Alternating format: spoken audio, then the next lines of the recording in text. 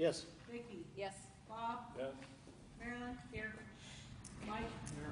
Myself here. Need a motion to approve the agenda. I so move. Second. Been moved and seconded to approve the agenda. Roll call, Alden? Yes. Vicki? Yes. Bob? Yes. Mike? Yes. Marilyn? Yes. Myself, yes. I want to start out, good evening everyone, and welcome. Thank you for taking time out of your busy schedules to be here tonight. We're going to start out this evening. Mr. All's going to have a presentation and how we got to, the feasibility study, what brought us to that point, and process to where we are tonight. Then the board's going to share their thoughts and ideas with you, what we know, and most importantly, where we want to hear from you, the patrons. That's why we're having these meetings, so we can hear your questions and your thoughts and concerns. So once again, thank you very much for coming, and I'll turn the meeting over to Mr. Ault. Thank you, Kristen. First of all, can you hear me back there without the microphone? No. I could talk louder, maybe. Can you hear me better now? Yeah. Okay, we'll go with that then.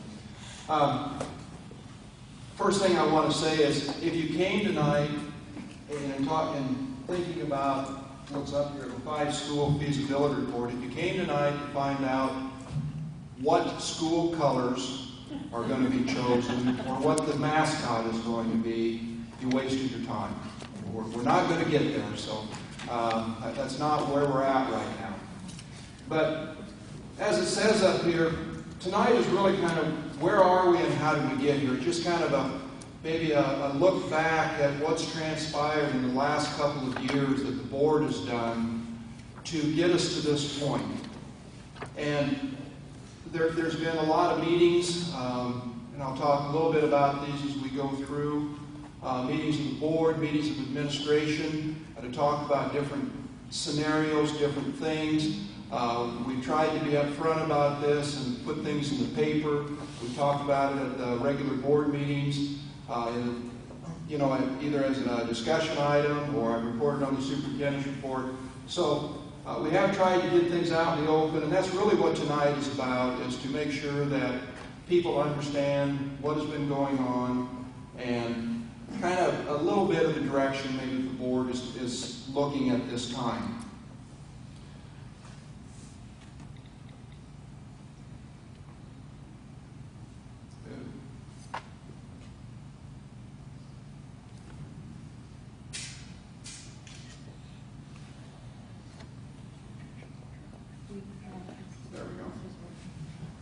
Tonight, what we hope to accomplish is provide you some information. I've been kind of blabbing about that already. I'm going to give you an opportunity to answer some questions. By the way, there are some note cards in the back on the table there if you would want to fill out or just write a question on a card or something, and maybe you'd like an answer for sometime. We'd be happy. If not tonight, we would try to answer your question at some other time, either send you a note or something. So you just put your name with it or whatever. We will try to do the best we can with that. The other thing we put there is hopefully maybe we can dispel some rumors that maybe have been going around. I really haven't heard a lot of rumors, just 2 of them that I've really heard about so far. First one I heard that Jeff Jensen from Creighton has spent $25,000 to hire an architect. That's not true. He hasn't done that. And the one that concerned me a little bit more than that was that I spent $450,000 to purchase some land already, and I haven't done that. So if you've heard those rumors, they are not true. Now, there might be some other rumors out there that are true, but those are not true.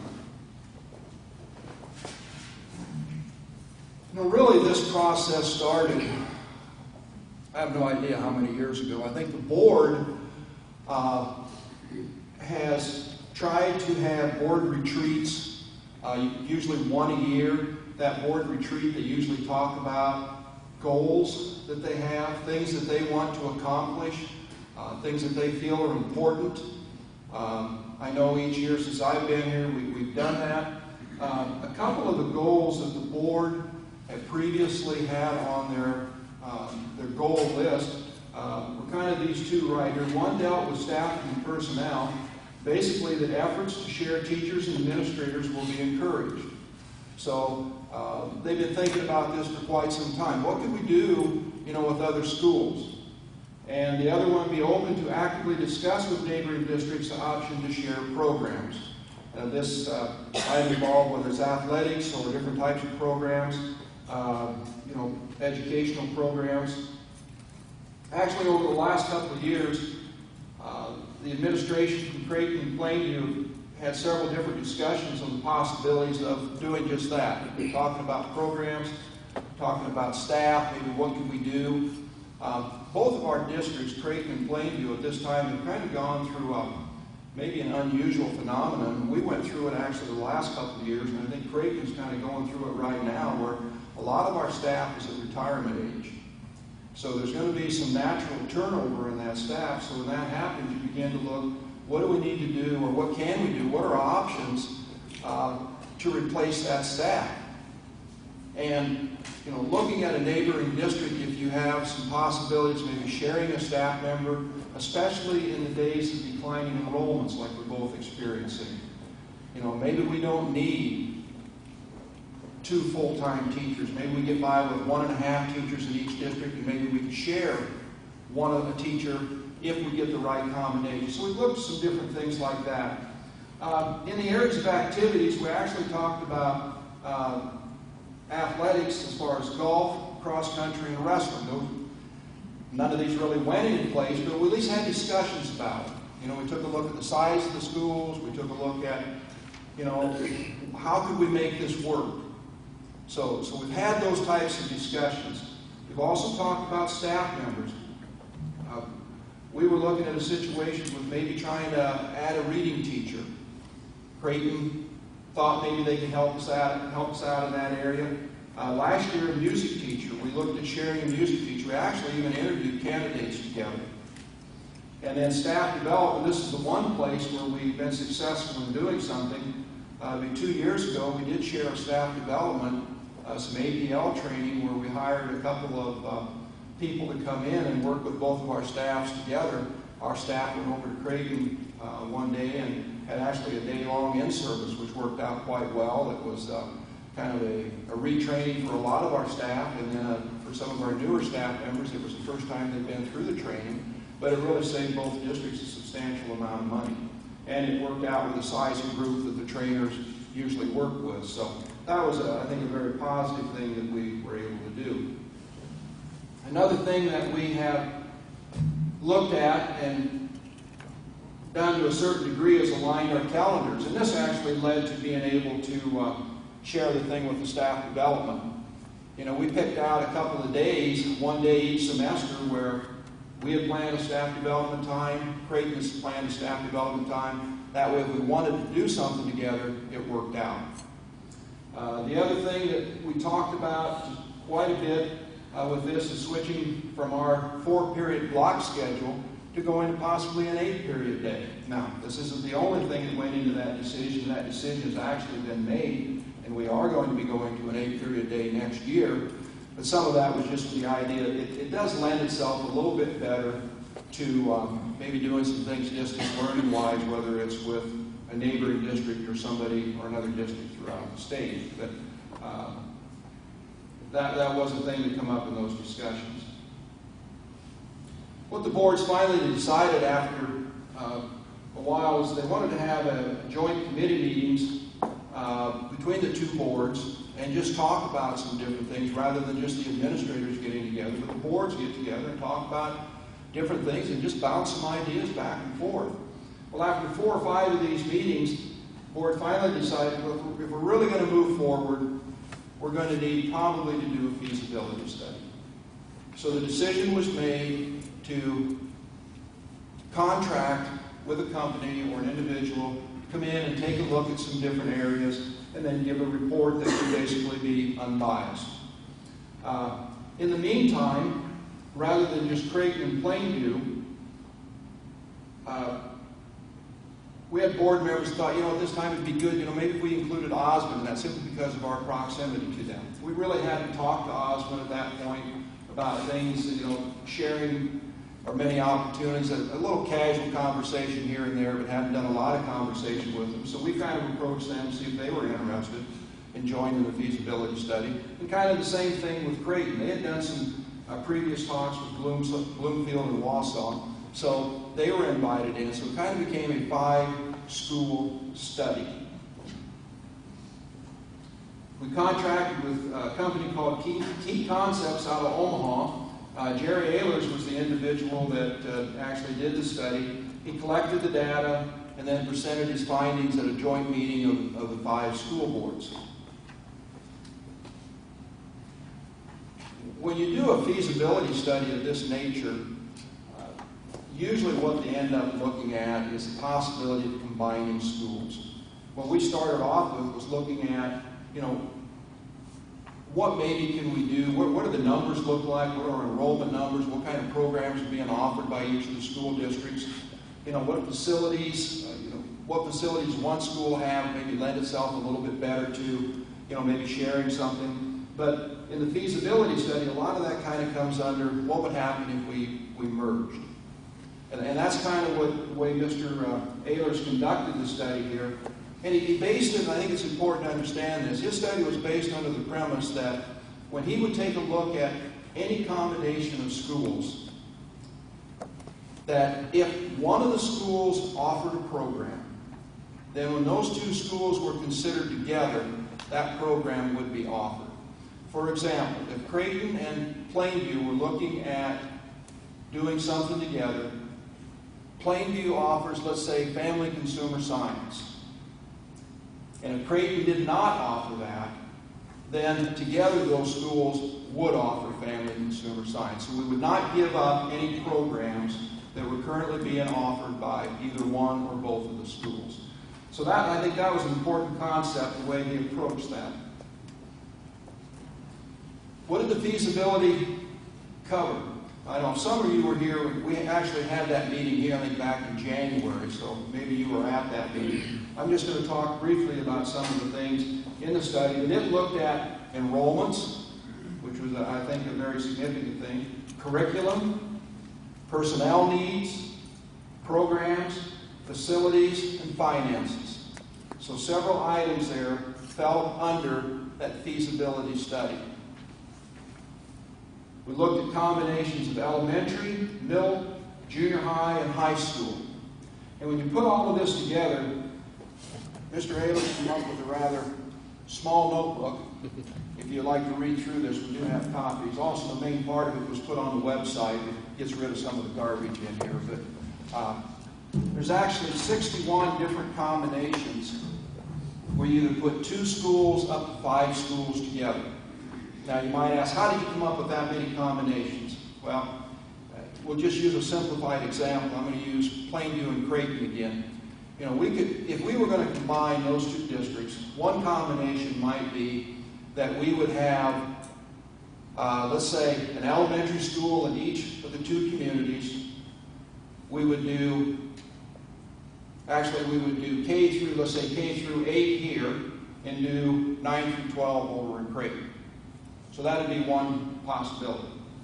Then if we would turn that around and just reverse it and do the K through 8 over there and the 9 through 12 over here, that's another combination, so that gives you 2 of them. So when you work all of those little things where you switch them around and change, okay, do we want to talk about a K8 facility, or do we want to talk about maybe a K6 and then maybe do a 7-8 and a 9-12? Or you want to do a K6, 7-12. So when you put all those combinations together, I mean, like we said, 2, 3, 4, or 5 districts, come up with 61 different possible combinations that the study also, or that it actually encompassed. So that's why that notebook got rather thick. And no, I have not read every page of it yet. As you look at the study and some of the things, and you're going to get kind of my biased opinion here with some significant things. These are not the only significant things in that study, but some things that to me, I think really showed some things that would cause us to at least maybe look a little bit further. This first one, current and projected enrollments. If you look at that, the grayish colored bars are the current enrollments of the 5 schools. I don't know if you can read that from the back. We start on the left with Plainview. than Bloomfield, Creighton, Osmond, and Wausau. Okay, so the gray colored bars are basically the enrollments this year. The blue colored bars are the projected enrollments 10 years down the road.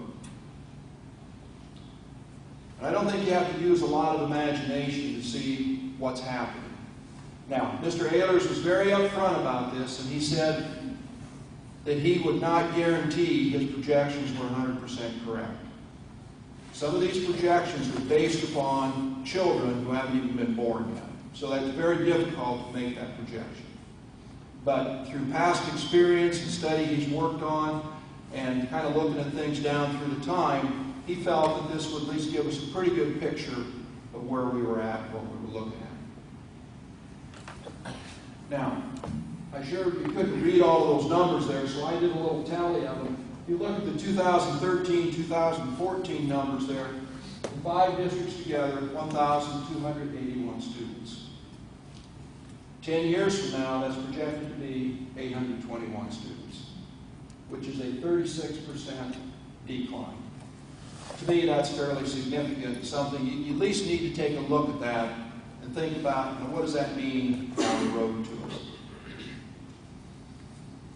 I went back a little further with Plainview. I actually looked on the Department of Education website and the State of the Schools report and looked at some enrollments. These are just Plainview's numbers. If you go back to 98, 99, which was the first year that they published them on the State of the Schools report, our K-12 enrollment was 495. That's gone down this year to 299 K-12.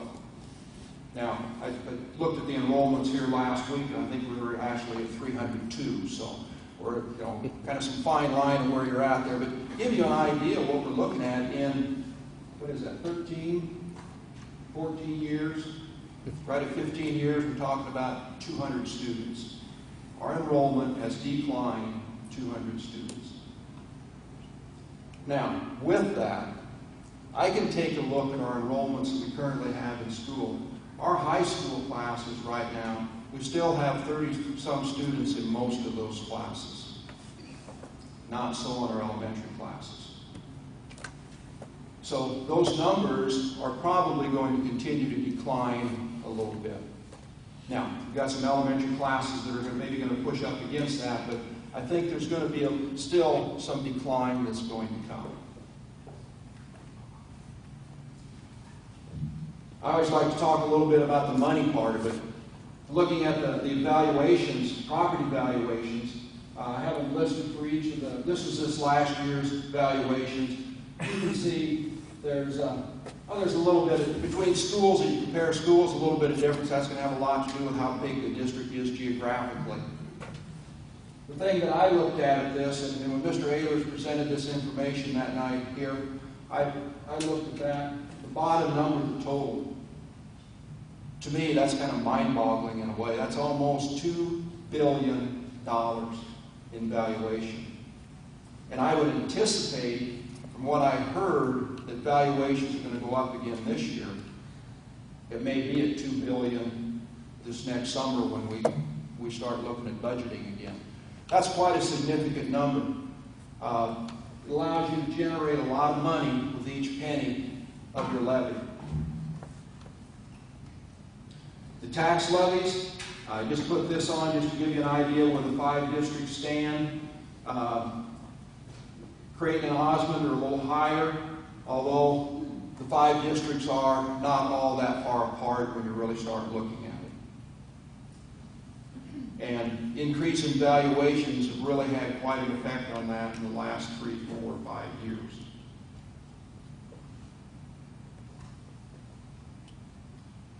After the study was, or Mr. Ehlers was out here and gave his presentation on the study, I know our board talked about it, the other boards talked about it.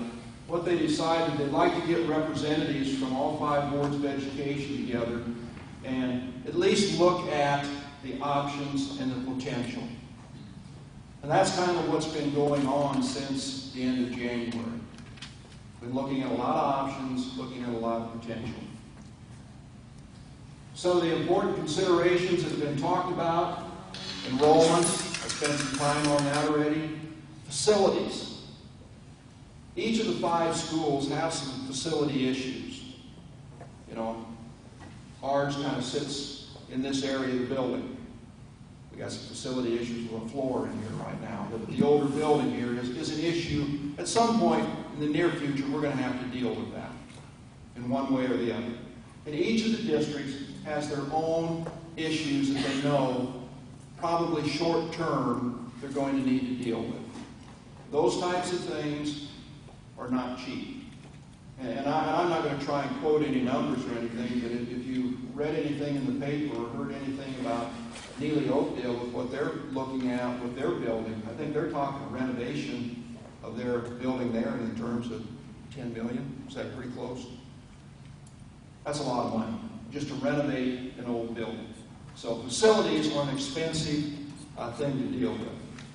Programs and course offerings. There's been a lot of discussion. Boards wanted to take a look at that. What can we do? What can we do more for our students? We feel we're doing good things. And this isn't about we're not doing good things for our students now. But what else could we do? What improvements could we make? One of the things that Mr. Jensen from Creighton and I talked quite a bit about is competitive level. This we're looking at a situation, I'm just going to use an example. Let's say we have a math class. Where's Mr. Boyer? You're sitting in here. Mr. Boyer's got a class, maybe he's got 5 kids in it. How much more competitive would that class be? How much more would the kids push each other if we had 10 kids in there? Because when you get down to 5 kids, sometimes they get a little lackadaisical. Not that we want them to, and not that we really let them do it, but they can do it. They can kind of manipulate some things. So creating kind of that competitive level was something we felt was kind of important. And numbers of students would be one of the things that would help with that. Finances. We talked a little bit, with the levies, the valuations and that type of thing. If you put schools together, you're going to have options to do things that you don't have maybe alone. You could offer more programs.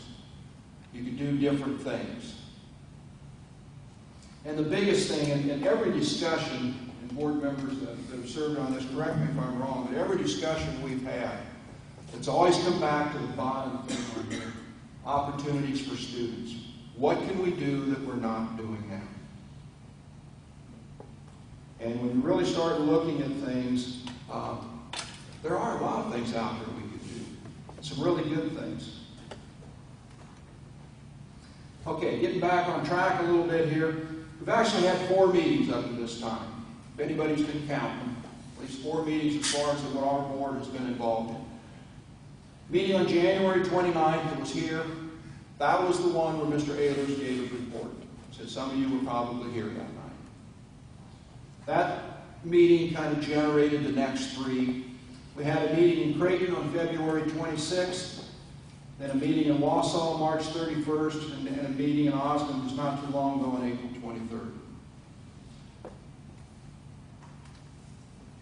Now, each one of those meetings, we've kept minutes of those. The superintendents have tried to what we do is we keep the minutes and then we kind of send them out on email and have everybody check them over and make sure that they're pretty close to accurate. And then they've been published in the paper, in the Plainview News, and we post them on our website. So we're trying to keep people abreast of what's been talked about. Okay, the Creighton meeting. The things that were basically discussed at that meeting. What challenges does your district face? And I tell you, I sit there and I listen to the board members. What we did is we broke it down so there were representatives of each board at a table or in a separate group. We really had some excellent conversations about these different things. And they didn't limit it to just these things, but it's just some excellent conversations about what's going on in the schools. But again, the first question, what challenges does your district face? A lot of the discussions were centered around facilities, We talked about that competitive edge that we mentioned a little bit ago. Finances in some cases were an issue. Programs being offered.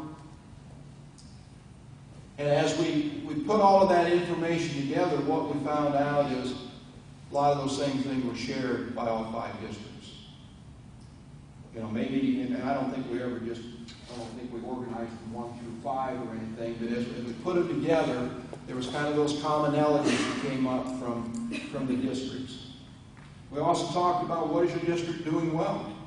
And believe me, I think every one of the districts is doing some things very well, things that they're really proud of. You know, whether it's your college prep classes, maybe career classes, you know, different things came up. Things that the people, yeah, this is what right now we feel we're having the most success in. And again, there's a lot of commonality in the things that were brought up there. What do students need to be successful? It was pretty much agreed that we've got to be able to provide opportunities for all of our students. You know, so many times we take a look and say, what are we doing for college prep students? We can't just look at college prep. We need to look at 4-year students going to a 4-year institution, students going to 2-year institutions, students that are going to just go out to work. What can we do to better prepare them so that they're ready for whatever they want to do? And what is the purpose of the study, which seems like and the study that we're really kind of talking about here, I think, is kind of what the committees of the board were working on. You know, what's our purpose of this committee and where are we trying to go from here? I don't know, I always thought this was kind of a simple question until we started working on it. Again, we had some terrific discussions. We had a hard time defining really where we wanted to go with this. And the boards kind of get geared up and start talking about things and have a hard time reining them in and bringing them back to, you know, what are we trying to do tonight? So we have another meeting is what we do. At the Wausau meeting, another little thing come up with that. Jeff Jensen had been in contact with people at Northeast Community College. So Jeff gave a little presentation that night to the committee of the board members and just relayed a few things that the people from Northeast Community College had visited with him about. There's kind of some interesting things there. We're going to talk a little bit about those in just a minute. Then we went back and we talked about, we discussed and tried to create a purpose statement. And this was a purpose statement for basically this committee. You know, what's our purpose? What are we trying to do here again? Not an easy task. And we kept thinking, okay, what are the next steps? What do we need to do next? Well, kind of that purpose statement was where we're at. Where do we go from there? And rather than getting easier, it got more complicated. At the Osmond meeting, we did complete our purpose statement. I'll have that up here in a little bit. We actually had a presentation. The 3 individuals from Northeast Community College came out. Dr. Chips, who's the president of the college, was there. And 2 of his high-ranking individuals, curriculum and programs were there. Mr. Blaylock and Mrs. I believe it's pronounced Honky, I think is how you pronounce it.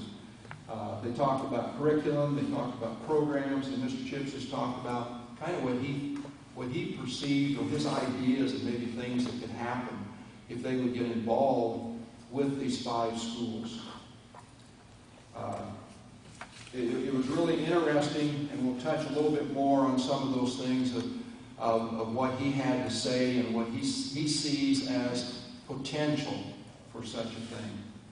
We talked a little bit about community meetings. I think at that time we already had ours scheduled. Creighton had a community meeting fairly early. Wausau had a meeting. It wasn't a meeting that was open, I don't think, to all of the public. I think they had kind of contacted certain people to come. They kind of wanted to get some groups maybe started of going out. Bloomfield had a meeting last week. We have our meeting tonight, and I believe Osmond has one scheduled. I don't know if that's Thursday. This Thursday? Okay, I don't know if it's this week or next week. I didn't remember what Dave said. But they are going to have a meeting in Osmond also. We just thought that You know, in our discussions, we needed to probably get things out to the public, like I talked about earlier. Rumors out there, we can dispel rumors, let people know what's been talked about, where the discussions have gone up to this point in time. So all of the communities will have had a meeting. I would anticipate, no guarantee of this, but I would anticipate there will be meetings down the road. We did talk about having another meeting at some point where we get all 5 districts back together again. Basically a community meeting that would involve not only the boards, but community members from all 5 districts. Okay, we mentioned the purpose statement. You might look at this and say, well, how in the world or what in the world took you so long to come up with that short statement? But it did take quite a while, quite a bit of discussion. It reads, we as a cooperative group strive to create sustainable and quality, comprehensive educational opportunities for all students in the 5-school area. There's some key words in that, and this is what really took quite a while to come up with a statement. We wanted to make a purpose statement that wasn't a whole paragraph long, but kind of involved the things that we felt was important. One of the words to come up with in here, cooperative. And again, what type of cooperation? I'm not sure at this point. I don't know if anybody's sure at this point what all that's going to involve. But the committee members, I think, were pretty emphatic with the discussions. They centered around working together to provide the best alternatives for all students in the 5-school area. And I think that's a key, and I commend the committee members for this. Any of the discussions that have been held within these committee meetings haven't been about what's good for Plainview, what's good for Osmond, what's good for any single district. The discussions have been about what's good for all of the students. And I think that's really important to keep that in mind. Sustainable. And this to me is really a key word. The committees want whatever action is taken to be long-lasting. And because of that, you look at the second part of this, much of the discussion at this point is centered around the 5-school concept. If this is going to be, whatever's done, it's going to be sustainable, if it's going to last, it's going to take enrollments large enough to stand the test of time. And I'm sure most of you, which are reading the paper and that, you're probably aware of different schools that maybe have merged together. Maybe 2 schools have gone together. And Mrs. O'Vicky here, she's just recently involved in one with Dodge and Howells. 2 smaller schools got together. And how long are they looking down the road where they may have issues again? 2 years. Yeah, 2 years.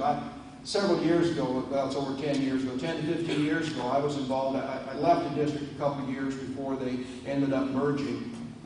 Put the 2 schools together, have a nice sized school to start with. Within 5 years, they were back down enrollment-wise where they were when they merged. So when we talk about sustainable, we want to have something to work with here where we've got some pretty decent numbers.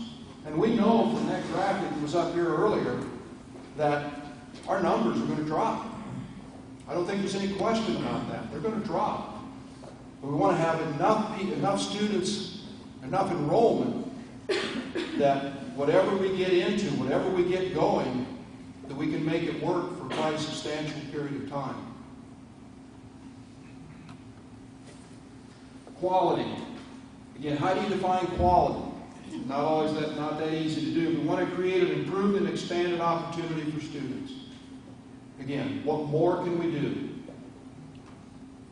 And comprehensive. We've got to cover a lot of different things. I mentioned before about covering 2-year, 4-year, technical school opportunities. Students that just want to go to work. We want to have something for everybody. We can't just center on one thing. Career academies. Northeast Community College does a thing. They're actually out in some of the schools where they do maybe a career academy in nursing, for example. Students have an opportunity to take some courses that deal with nursing. So when they graduate from high school, they've got a good start going into either Northeast Community College or another college where they don't have to take as many hours. And they also found out, yeah, we're really interested in this. rather wait till you get to college and take a few courses and say, that isn't really my thing. You know, experiment with a little bit in high school. Dual credit class. Again, I think all of the schools are doing a little bit with dual credit classes, but could we do more? Could there be more to offer? We've even talked about maybe getting Wayne State College involved. Could we offer some things for a four-year institution then? Do some things for students that are looking at going to college. Maybe instead of having 9 or 12 or 15 college credits when they graduate from high school, maybe they can have 24. They can have a pretty good start on their college education, and it's cheaper. I had somebody that not too many years ago put a couple of girls through college. The cheaper part, I think, would be very good. So, but looking at those different things, I want to make sure that you take a good look at this. Within this 5-school concept, the committee, the board committee has been very adamant about this. Whatever scenario is agreed upon in the future, one premise remains unchanged with committee members. Each community will continue to operate an elementary school. Your board has been very emphatic about that. And I think that's a key thing. Whatever happens, we want to keep that in mind. Okay, let's talk a little bit about Northeast Community College, what they're looking at maybe bringing to the table. First of all, they'd like to be a part of this from the start. And they're willing to be a part if we want them to. Dr. Chips, and I may be wrong on the number here, but I think he said they had 191 or something like that, different partnerships or commitments with either schools, businesses, and that type, that they are trying to work with to promote things in this 20-county area that they serve. But he took a look at this possibility, this 5-school area, and he said, we want to be a part of it. We see a lot of potential here that we can do. So they would like to be involved in this from the ground level. He even made the statement he sees this as a possible model not only for Nebraska, but possibly for the nation.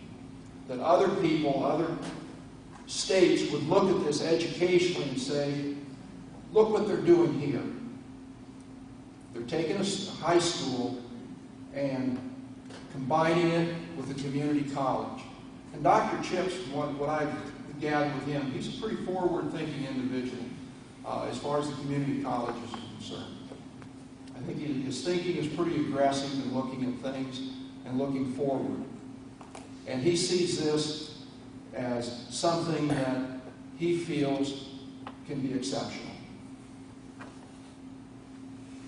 Now, what will we do with Northeast Community College? One of the things, matter of fact, we just talked to our staff and the other schools talked to their staffs about putting together a committee of teachers to talk about curriculum. Northeast Community College feels that that's the place we need to start with this, to talk about the curriculum and start building this up, see what we would need to do, what we can do, what are the possibilities if we get everybody involved in it.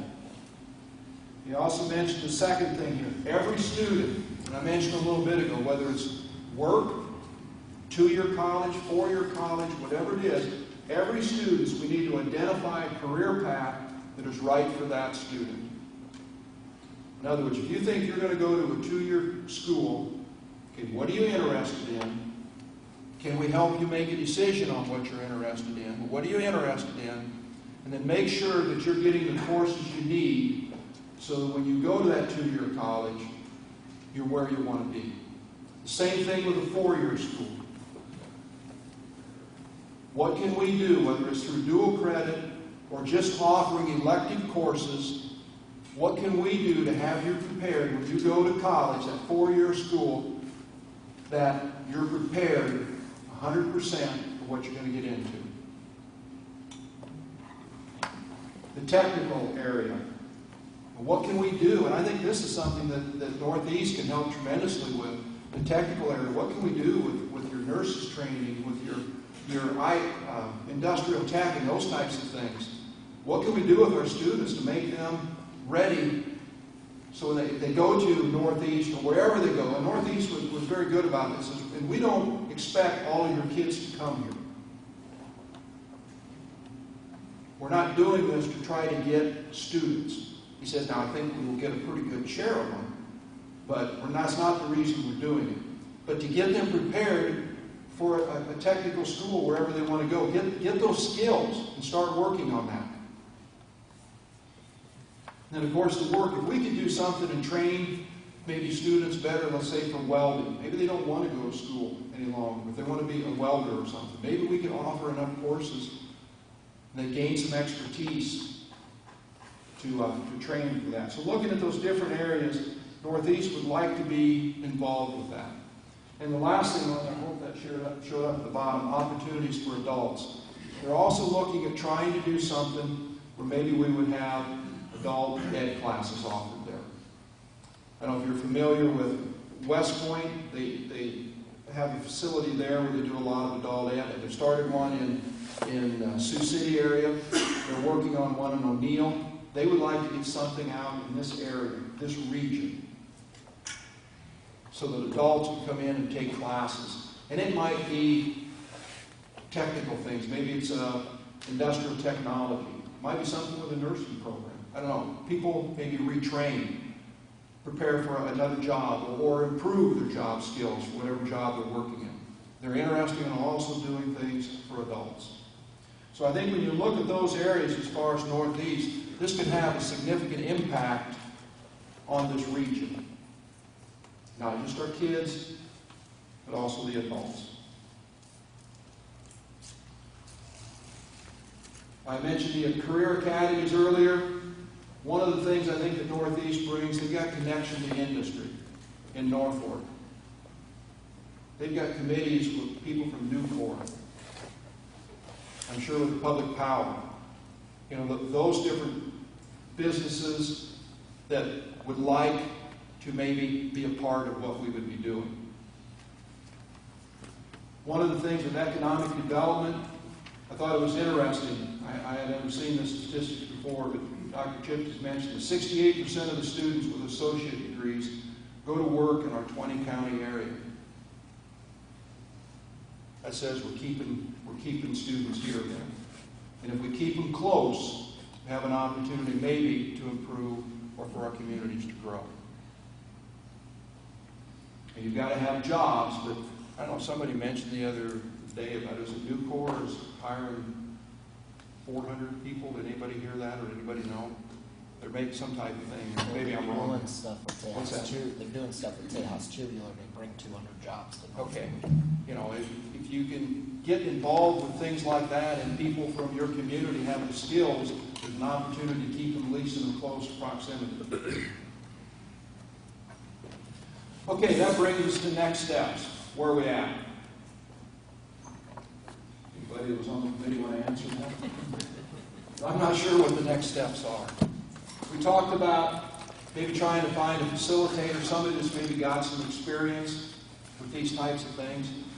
And I'm not afraid of making a statement up here that I don't know anything about this. I've never gone through it before. I actually don't think any of the other three superintendents have either. You know, if we could find somebody that might have some background in this, it might be advantageous to get them involved. We talked about a timeline. And that depends on what direction you want to go. We have a hard time coming up with a timeline for kind of a short-term timeline, what we wanted to do. One of the things we are going to be probably asking is for each of the boards to, we call it a level of commitment. To make a commitment here, we talked about the June board meeting. And that level of commitment we're looking at there is, do you want to put some money into the pot? Commit X number of dollars, and one of the amounts of money that was mentioned was $10,000. It may seem like a lot of money, but in the scheme of things, it may not be all that much. But put some money into the pot for the 5 schools so they've got some resources to do some things. One of them might be maybe to find a facilitator to help us out. If we're going to do anything with the 5 schools that's going to involve facilities, They're going to have to get an architect involved. And they're going to do some preliminary drawings, cost projections, those types of things. So we'll need some money to be able to finance that. Another thing I think is key here, at some point we're going to have to get an attorney involved. And that's not even an easy decision. We got this school has this school attorney, this school has this school attorney, this school has this school attorney. Now who are we going to agree on? And if you do agree on one of them that the schools already have, now you have a conflict of interest. So how do we work around all of that? So not easy, necessarily easy decisions, but decisions will have to be made probably at some point. There'll be a lot of discussions about it. But those are some of the things that are coming up. They're going to have probably more discussion and some decisions made on. But board members, June, probably going to have that on the agenda. So, and not all the board members maybe even heard that by now. The committee members who can serve on the committee, I think, do that. But one of the last things we talked about at the Osmond meeting was possibility of putting a central website together where we could put information out to people. People could go to find information and they could get their questions answered. We actually have I'm not Mr. Techie, but it's kind of a, go-to meeting type thing set up for Wednesday where an individual is going to talk, I guess, to the four superintendents about an option that they have. Maybe we can do this. But if we don't go with something like that, just having a central website that we have links from that central website to each of the districts and from the districts to the central website. So if somebody got on our website and wanted to have some questions, or maybe they wanted to pose a question, they could get on that centralized website, post their question, and then we can answer it. That's kind of what we're looking at doing. Okay, points of emphasis. Discussions aren't born out of a product of necessity. And I was at a meeting in Norfolk, and Senator Scheer was there, and he made a comment, and they had an article in the Norfolk Daily News not too long ago, and Senator Scheer made a comment about that. He had come back and read that article, and his comment basically said, you know, we've had all, this was right after his words in LB 682 that hadn't passed. He made a comment about, and if we don't do this, then take a look at what happens. Look at these 5 schools. You know, we had to kind of set him straight that these 5 schools are not having these discussions because we're ready to chain our doors closed. That's not why we're having the discussions. We're having the discussions because we're looking at some options for kids, basically. What can we do to improve? None of these 5 schools are ready to close their doors. We may have some facility needs, we may have some program needs and those types of things, but none of us are ready to close our doors. You know, as we've had the discussions, especially with Northeast Community College and your, I don't know, committee members, I think the discussions have been exciting. What can we do for kids? It's tremendous. Just tremendous, some of the things that we could possibly come up with. Increased course offerings, more courses, more electives. You know, we could offer trigonometry, calculus, statistics. You go right down the line as far as mathematics. Do the same thing in social studies. I don't know, maybe our kids, if they'd like to study, maybe spend more time on Macbeth and some of those types of things. But we maybe have options because we would have teachers that could do that. Have time in their schedules that we could teach some of those electives. The other thing we talked about that was having a broader array. You got some teachers that work better with maybe the college prep kids. You got some teachers that maybe work better with the kids that, you know, they're not going to college, but they still, you know, need math skills and that. And some teachers work better with them. We would be able to have a faculty, a staff to do that. And to me, I think that would make a big difference in what we can do for our students. We talked about improved stability in our teaching staff. And one of the things I think we find out is a small school, sometimes you're a training ground for new teachers. They come, they teach 2-3 years, and then they're looking for a bigger school. We also have difficulty in hiring teachers sometimes, especially in some of the specific areas. I think a larger school would be more attractive to teachers coming out. And I think it would offer a lot more stability. I mentioned the increase the economic stability. It might be a possibility if we can get people trained for jobs, maybe keep them in this area. The financial stability, I think, speaks for itself. What the valuations would do would be tremendous. And the other thing, I hope people will keep in mind that whatever decision is made by the board, this isn't going to happen overnight. You know, I kind of jokingly made a comment about the mascots and that at the beginning, but you know, we're not there, and it's going to be quite a while before we get to any decision like that. There's a lot of discussions have to go into this yet, and a lot of very serious discussions. I think I stood here on the night that we had Mr. Ehlers here, and I think I made a comment. I don't know if I did it during the program or some individuals afterwards. That, you know, the difficult part of this for these board members and the board members in these other schools is they're not making a decision for the next year or two. They're making a decision for 20, 25 years down the road. And that's tough. That's a very difficult decision because you got to really be looking ahead. You got to look at where we're at, and you got to be kind of futuristic. Where do we want to go? Not an easy decision. And with that, I want to just close on this. Any decision that may be reached by the boards of education of the 5 schools will be based on what they feel is in the best interest of the students now and in the future. And I think I said once before, every discussion they've had has been about expanded opportunities for kids. What more can we do for kids? And with that, I think that's the end of my presentation. You all survived it. I don't think I saw anybody dozing off. So it lasted a little bit longer than what I wanted. But at this time, I think we had planned for the board to see if there's any comments that they wanted to make or any statements they wanted to make.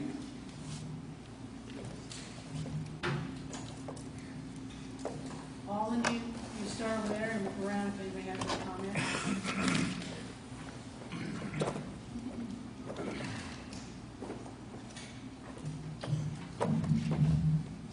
Just a few observations. I'm more interested in your questions than my comments, but one of my observations, I was looking around the room, and possibly one of the oldest Plainview graduates in the room. I'm pointing at somebody I think she's been here. But, so me personally, dedication to the school and the school system, you know, I would like Plainview to go on for several more years, but the reality is setting in that things have changed. And, my oldest brother was the last graduate of Brunswick High School, and then I have a brother that was a year later. He would have graduated from Plainview in '66. I would tell you wrong of how many Zolkis have graduated from Plainview since that time, but there's a number of us. And my son Dylan's in the room here. And, we have Mike and I have a joining grandson, and you know, if we knew he could graduate from Plainview, we'd be proud of it. But if we move on to something else, and in that something else, you know, being on the board and being in education, we've mentioned skills. And the things that I learned in high school, you know, we don't have to learn to run a typewriter anymore. And that's the hardest thing, I think, in education, is to look forward and pick out what skill is going to be, you know, important. When you bring in Northeast Community College, the kids that are doing things down at Nucor and the new places coming in and the technology, even in farming, our son Derek, you know, anybody involved in farming, their technical skills is just amazing what we do these days. So that part of the education must be challenging. Again, opportunities, science. You know, Bob taught science for years. You know, if you don't have certain strong programs, how do you motivate kids to even look at those programs? I mean, how do you get the student that becomes a doctor that finally cures cancer, you have to draw that interest somehow. If you don't have a program available that even draws that interest, it's not going to happen. I could go on for quite a bit, but I'd like to just make sure people get time to ask questions. If you don't know Patty's number, I don't know it either, but you can tweet her or text her all your questions. We'll make sure she answers. But seriously, we're nuts that text thing. Whatever you need, if you need to text, make notes tonight. If you don't ask a question, I'm serious, text Patty your question, and she can, get it to the board and make sure we address it. That's what technology is about. And she should have your number. You should be texting her right now. But I'm just going to cut it off. I think for me, change is hard. And we all know this is a hard decision for all of us to go through this, because we never envisioned it. When I got on the board, I never envisioned this would be coming around this soon. But our numbers certainly dictate where we are going, and we want to look at what is best for our kids and what we can offer. And we so need your input and what you people think that's so important in what we decide.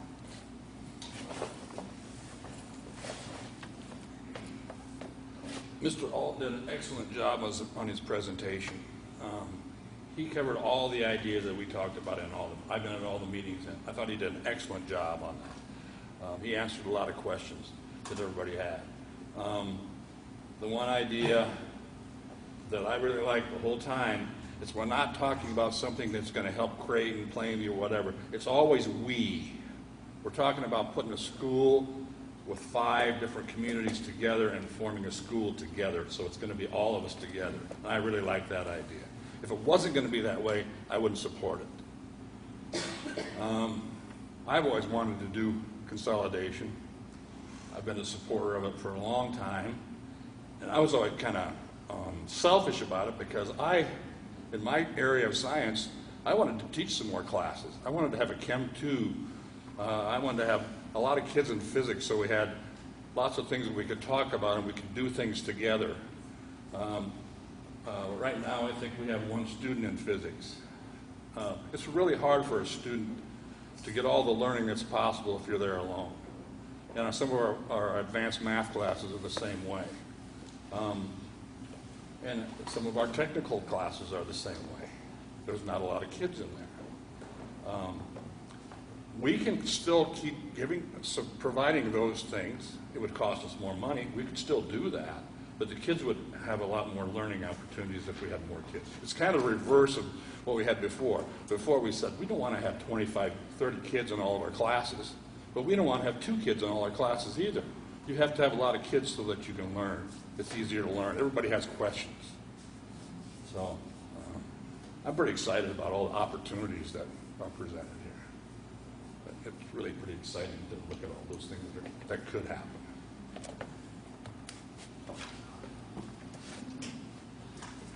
The thing that got my attention first, I guess, was after our first meeting. I think I was contacted by 4 people from Neely School District and 1 from Verdigris, and they were all concerned. There are situations where they have to do something. Verdigris, as you know, did something. A lot of them aren't happy about it. This guy told me he didn't think their school would be open in 10 years. They'd close the doors, do whatever you want. No, that's his deal. I don't know if that's true or not. The thing that I get out of this is we can do what we want, how we want, the time frame that we want to do it, set it up the way we want. Or we can go along and keep doing this for another 10, 15 years and maybe do pretty good. But when that 10, 15 years comes around and we've got to do something, if we have to do something, what's going to be available for us and who's going to be available to go with? Because a lot of these schools aren't going to sit around and wait. They're going to do something. And I just think we have a tremendous opportunity with Northeast that we can really get some good stuff done right now. And maybe down the road we can still do that. I don't know. I don't think anybody has that foresight. But I just know right now we can do cutting edge stuff. And that might not always be available to us. But we need your feedback on what you think, because we don't want to make all these decisions. We want to know what you guys feel too. And if you got a kid that's in school for 3 or 4 more years, don't think, well, I get my kids through school, I'm not gonna worry about it, you know? Think about this as the next 20 years, whether you've got a kid involved that long or not. Because we're all gonna be a family, we wanna do what's right for everybody down the road. So don't just try and slip by, you know, don't worry about it. Give us your opinion, what you want long term.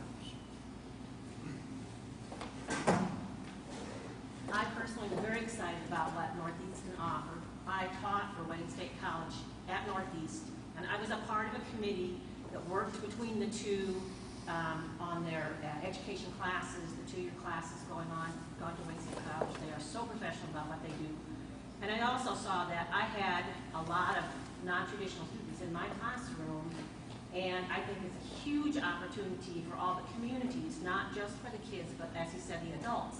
There are a lot of adults out there that change occupations or get jobs later or want to start careers later. This would be a huge opportunity for all the adults in this area also to be involved in classes for Northeast or things that are going to transfer to Wayne, those kinds of things. Nursing college, all those things are just tremendous opportunities and will keep jobs in this area. Well, I'm excited just to be part of this. You know, I don't have kids in the system, but I'm excited because I love this community and I want to see what's best for those kids. Bob and Mike and I have been to all the meetings, and all the boards are pretty, you know, they know something has to happen, but they want to always make sure that it's going to be the best interest of the kids. It's always everything each of our groups have said, we want to do what's best for the kids. Is this going to happen next year, 2 years? No, probably not. I mean, we think we talked about 4 or 5 years, 6 years down the road. It's not going to happen overnight. But yeah, most importantly, we do want to hear from you. If you don't want to ask your questions tonight, we all have phone numbers, and if you can't, I don't have it in the book. Call I'm a Gene, I give you my permission, give it out. I mean, that's the only way we're going to hear from you, you know, because we do really want to hear from you, and the other boards do too. And I encourage you, Thursday night, 7:30 over in Osmond, you know, go over and see what they have to say about it, their community members have to say, because we have to work together to make this work.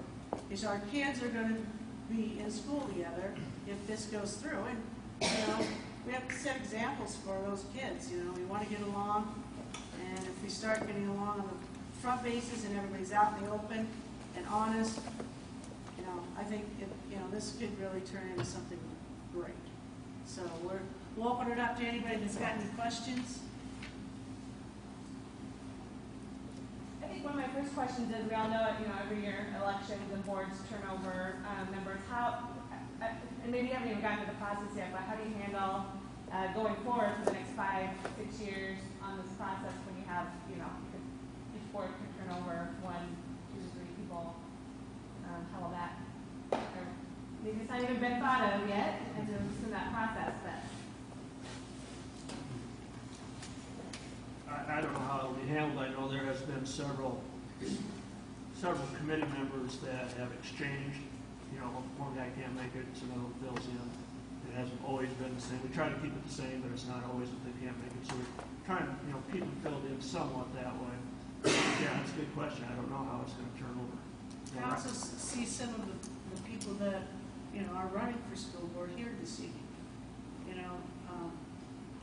I'm sure they have opinions, and I'm glad to see them here and attending, and so that they get all the information. So. The good thing, there's enough people on the committee that if one person comes in and they're totally opposite from everybody else, it's not going to be a big swing, because there's, like I said, there's 3 people on the committee from all 5, so there's 15 plus all the superintendents and principals, and there's quite a group of us.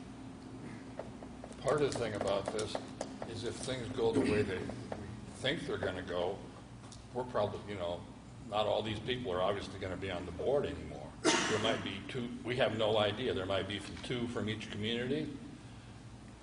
And so that's why it's important for you guys to always ask us questions and keep everybody informed about everything that's happening, so it's not, it's a learning experience for us and you guys all at the same time. The more we have of that, the more everybody will be informed and know what's going on. My voice isn't very good, so I'm going to stand up, but I'll just throw this out, possibly, if it got to the point when they actually decided if they're going to build a high school, like Lutheran High, when they built, you'd set up a committee of those board members presently like we have. There'd be 2 board members probably off of each one of the school districts, and they'd go through and you get all the blueprints and you'd look through all that stuff, and I'm just throwing that out. And actually you can fashion it off of, there's a lot of districts that are already combined, so this isn't something new that's happened to the state of Nebraska. So, it can be dealt with. So. Is there any way that the committee could bring back to everybody in all the towns who survey? I know there's a lot of people who aren't here tonight. Some people are probably uncomfortable with stating their opinion in a group setting like this, where maybe on a survey that was anonymous, they feel more like they could share that information, so you got a bigger community input. That's true, but also we have those, if you have questions and you don't want to bring it up in the group, there's those cards back there, and we can communicate with people with There are that. a lot of people not here though, so maybe at conferences next fall or something, there could be a big survey. And that's in all communities. one of the things, Michelle, that we hope to take care of some of that with that centralized website, where people could, go to that website, put a question on there, and then we could respond to them in some way. I'm not sure how it's going to work, but that's one of the ideas we want to do. We've also talked, Mike and I talked a little bit about that tonight. Maybe he brought that up about, maybe having a survey and putting it in our local papers. That's something that the board would have to discuss at the next meeting, but, that's not totally out of the question either, so. We also need to get to the point where we have more specifics, where we say this is kind of what we're thinking about doing. We don't have any specifics yet. So we got to get to where we can say, what do you think of this? And we're hoping that you guys ask us some questions and say, this is what I'd like to see. So if you have that kind of a statement, that's great. So this is gathering information for us. One of the words in your mission statement, or the group's mission statement, was sustainable, but I also saw a slide that showed the enrollments of the 5 schools to drop from 1,200 to 800. How can you call that sustainable? What's your definition, I guess? I don't think we didn't put any numbers on him as far as what it has to be. I guess the sustainable part was simply and I'm just going to use putting 2 schools together. When you look at the enrollments of those 2 schools together compared to all 5, what are you looking at numbers-wise? I think just kind of comparative type thing. There's no set number it would have to be or anything. And yes, we can see what the decline is going to be. There were things talked about and some of the discussion down the road, if something goes with this, some of the discussion down the road would be, if we build a new facility, what would we build for? Are you going to build a 9-12 facility? Are you going to be a 7-12 facility? Are you going to do middle schools? And I think Mr. Ehlers at the meeting we had here in January, he brought up the idea of, maybe you go to a 7-12 building or a 9-12 building with the idea of having a couple of junior highs, and then when your numbers in your 9-12 buildings start to decline, then you move your junior highs in. But I don't know if that is the answer either. Well, I guess my concern is, if the numbers are declining as steadily as you say, as it shows, what's the point? Because eventually it's just going to drop. Well, to me, this is just my personal opinion, to me, we need to provide a quality education to the students that we have. Right now. And those numbers together are going to give us a much better opportunity to do that, rather than getting down to a school that has 10 or 15 students in a class. And, I kind of look at it this from my past experience. When you get, and we're going to an 8-period day next year, when you get down to where you offer one section of chemistry, and you offer one section of algebra 2, You offer one section of sociology. Your kids' opportunities become limited. Because you've got your required classes you've got to put into that schedule. And then your electives, you've got to work around that. And now, I only have one period a day when I can decide if I want to take sociology. Now, if I want to be in band and band is offered that period, too bad. You know, if you have two sections, then you got a chance I could take sociology first hour, or I could take sociology sixth hour. So when you get to that point, I think you start seeing some limitations of what can be offered. So you got to keep those numbers. And then again, there's no magic number. And the more courses you can have, the more sections you have, your chances are that much better of meeting each student's needs. Your concern is something about the rural concern in the state of Nebraska. I mean, obviously what you're seeing, if you drop 36% in 10 years, in 30 years, there's no kids left, right? Mathematically, and that's what you're suggesting. Right, yeah, that's a concern. And Mr. Boyer maybe can tell you about western Nebraska. Some of those areas are down to zero. They're driving 50 plus miles to take their kids to high school, and it's a big concern. The only meeting I've addressed with that is the University of Nebraska. In this rural initiative, you know, how can we stop this decline? And but you know, that's a whole different discussion of what the school system is. You know, That's economic, yeah, I get that. yeah.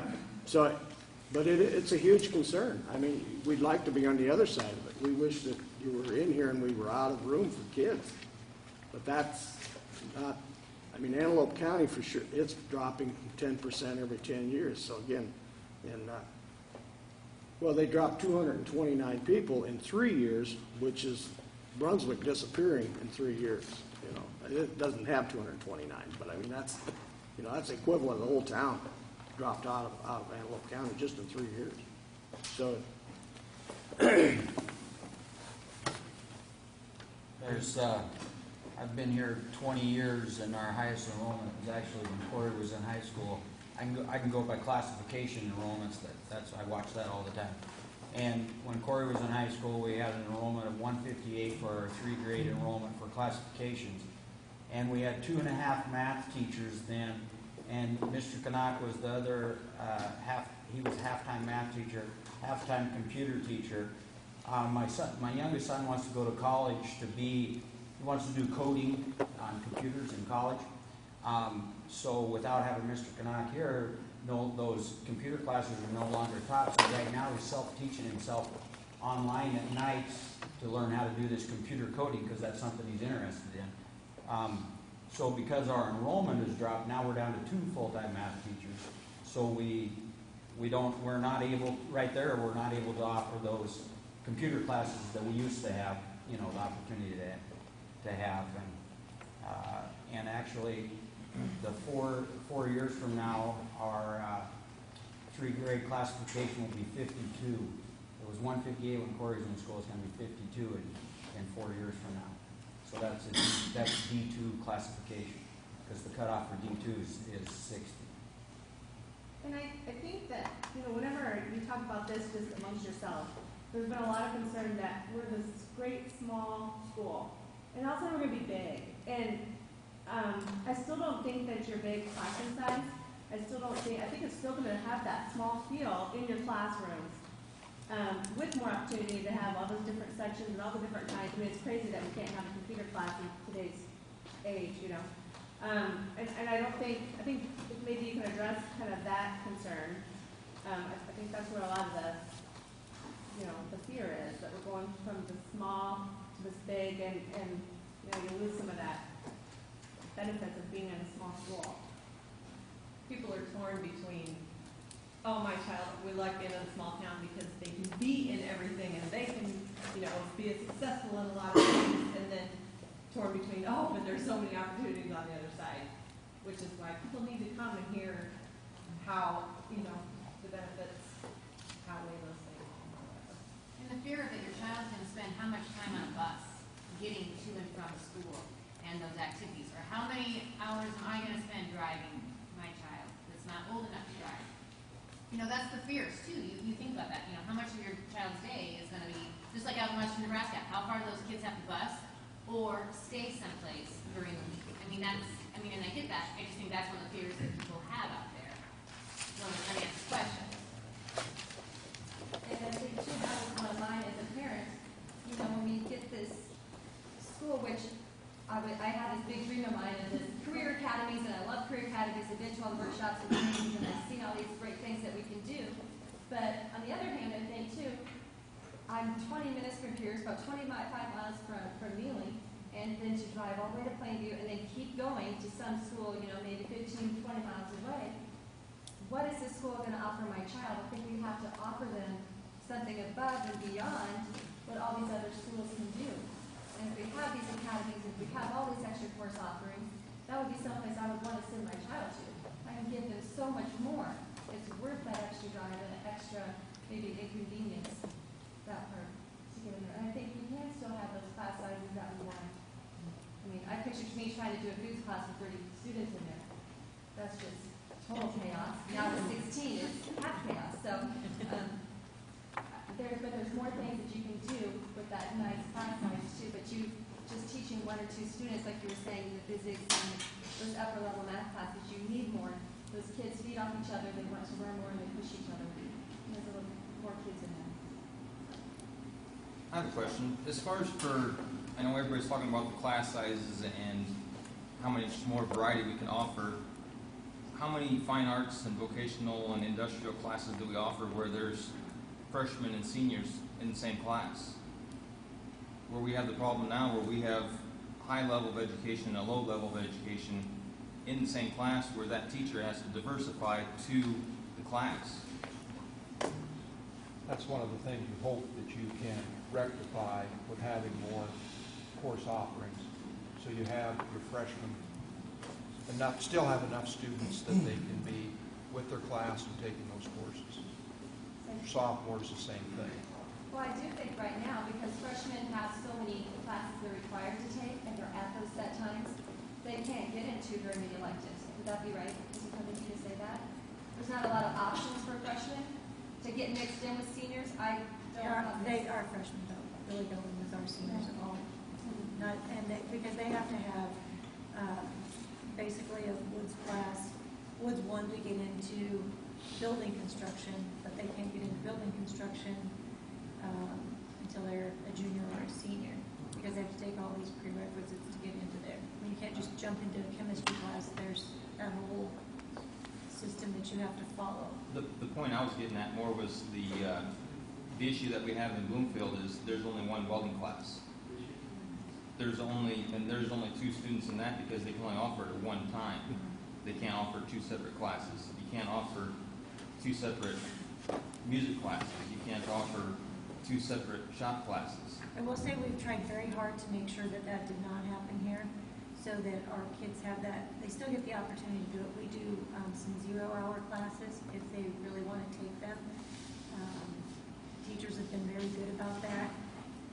Sometimes an inconvenience, but it does allow the student to at least get to take that class and have that opportunity. One thing that we have to keep in mind too is that we say that I'm just going to focus on Mrs. Jacobson's question. Well, I could go to Neely. How long is Neely going to be there? I mean, if all of these people are now contacting us, how long? I know I have a couple of friends in Randolph that they don't know what they're going to do because they don't know that they're going to have a basketball team in 2 years and their son wants to play basketball. No, and I'm not saying that athletics are the thing, but I'm going to tell you that if you don't have a music department, if you don't have the fine arts, if you don't have any of those things, extracurricular, those kids will find somewhere to go. And so, we can say and we're not talking next year, but even in 5 years, is Randolph going to exist? We don't know. Is Neely going to exist? We don't know. I will say, someone said wanted kids to be a part of everything. Right now, we have kids that cannot be a part of everything because they have to take a class, cannot take a music class. they want to take, maybe they want to take that elective of sociology, but it's not offered when they can take it. So right now, we already have kids. We can say, I like to be in a small school, like to participate. I think the opportunities would be greater when you merge with several, so you do have those opportunities. And on that same note, we have people fighting for kids on a regular basis. I want you in the morning, I want you in the morning, I need you in the Our morning. kids we've added 4 things since I've been here, 4 activities since I've been here, and our kids run all the time because now our numbers at our next year's enrollment's 98 for classification. It was at 158 when we put all these things in, so we dropped off a considerable amount there, and we're still trying to do the same thing with that many less kids, and our kids are here 6:30 all the time, going all the And time. I'm not saying that's a bad thing. I mean, I look at my own daughter, and she is excelling in college perfectly. She started school at 6:30 in the morning. She had speech practice, then would go to, practice for all of her other stuff. I think our kids like to be at school, but sometimes they think then it's like, okay, do I go with you, or do I go with you, or do I go with you? Because they want to please everyone, and it's becoming almost impossible for them. And I love small schools. I graduated with 13 kids in my class, and I loved it. I'm a product of a small school. Don't hold that against me, but you do become kind of a small family. It is a great atmosphere, but and again, I'm kind of torn between what's the best for kids too, because I know what it's like to be able to get to choose to do those things and get to be a part of that. But when do we stop saying, I need you in all 5 of those things, and everybody wants you at the same time? I have a question and a statement if I could. First question, I apologize if I missed it, or I misunderstood it, or if I misunderstood it after you came out of your last meeting. But if I understood, when you came out of your last joint meeting, you basically came with a 5-town resolution that said it's pretty much going to be all or nothing. Did I understand that right? I mean, going forward, we're all, and my question is this: what due diligence was done to say that was the right combination, and that a Creighton Plainview Osmond combination wasn't sufficient, or a bring a Randolph in, or leave a Bluefield out? I'm not telling you which one. I'm just saying what prompted that. Did I understand that right? If it is, what prompted the fact that all 5? Is it the fact that nobody wanted left out? I think a big part of it is a 2-school scenario. We're talking about a 5-year deal. You're back to the same numbers again. 3-school scenario, you're leaving 1 school out. You're going to have high school at 1 school, junior high at 1 school, everybody's going to keep their grade school. 1 school is going to get left out. You want to be at school? Nobody wants to be at 1 school. So some of the committee members have said, it's 5-school, in their opinion, it's 5-school now, a new building. It takes away a lot of the hassles between towns, between people, because everybody's in the same boat, everybody's getting everything the same, everybody's losing everything the same. And I think that's a big part of keeping the communities together and keeping us all as one instead of splitting us up. But yeah, I firmly agree that 2 schools is no good. It's short term. It's not sustainable. And 3 schools is just asking for trouble, in my opinion. Maybe you guys don't feel that way. So it was as much a political game as literally. Well, look what's happened in the other towns around that have tried to do this, and it's just busting them up. Yeah, I'm not telling you the right or wrong thing. I just wondered. I thought it was a little quick to come out and come with a 5-board resolution that says all or nothing. I mean, did I understand that right? Is that where we are? Are we at an all or nothing with those 5 schools? I don't think all 5 schools have committed to the program. Okay, I'm asking you if I misunderstood. I thought I read where there was a resolution that came out in the last board meeting that said all 5 of us. I don't know if it was a resolution. I think a comment was made during the committee meeting. There was a lot of discussion after that comment was made. I think it would be fair to say. I think that's what the headline was in the paper, I think. So a lot of people have read that. I think the committees are still discussing a lot of what can we do.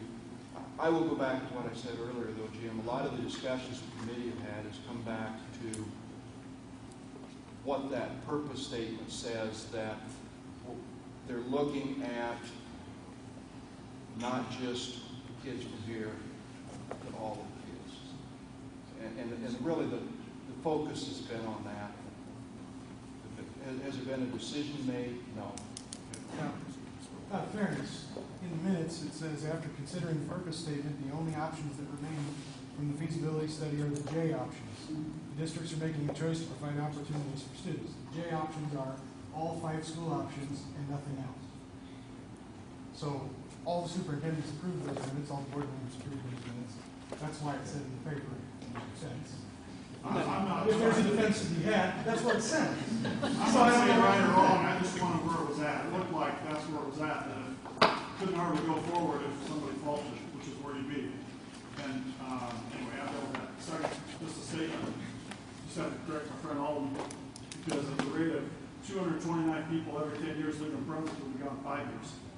And I bet this will be around. That'll be a few, sir.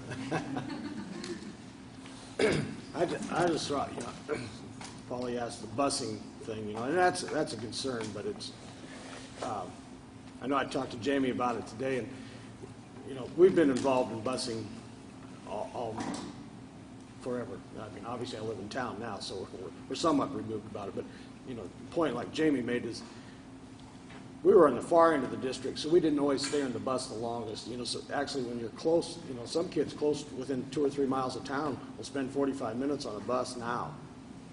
And so there'll always be some logistics in that busing deal. But there's a couple points. Is we're still going to keep the elementary, so you're not, and we know the high school kids, we have some issues about high school kids are not going to ride with other high school kids driving cars. They're riding with their siblings, but they're not going to be riding with other kids, which used to be okay. So, but the busing thing, it's a concern. But if you still go back to the time, if we've already got kids on the bus 45 minutes, if you look at simply the kids in Plainview, the school, there's no. I'm just throwing hypotheticals. If it's straight north of Plainview, which is 8 miles, they'd be on the bus less than the majority of the country kids that are bused in now, if they were leaving Plainview on a high school. But it will be a concern. But when you look at the facility, I guess the positives I see in it is you would probably, if you've got enough people, you could create a union type that colleges have so that those kids, Mr. Boyer already said it, I mean, the kids can be here from 7 to 9 o'clock already every day. If you've got enough money and staffing, you would actually probably have teachers physically working till 9 o'clock at night, either in advantage programs or, you might have staff come in at 3 o'clock in the afternoon that will be available for programs. I mean, that's what larger schools can provide, which we can't today. I mean, we do run the advantage program until, 5, 6, 4:30 or whatever, but we're asking staff to do that now. We already keep cutting staff, and they keep putting that time in. But I've got kids that have taken they've used that advantage program, and it's helped them tremendously in school. But those are just other other behind the scenes, I guess, offerings you could have in a larger setting. Was the original idea to drive, like the kids could drive here and then get on a bus and ride to school, or would they have to drive? I mean, it was no big deal for me. I live a mile and a half from school.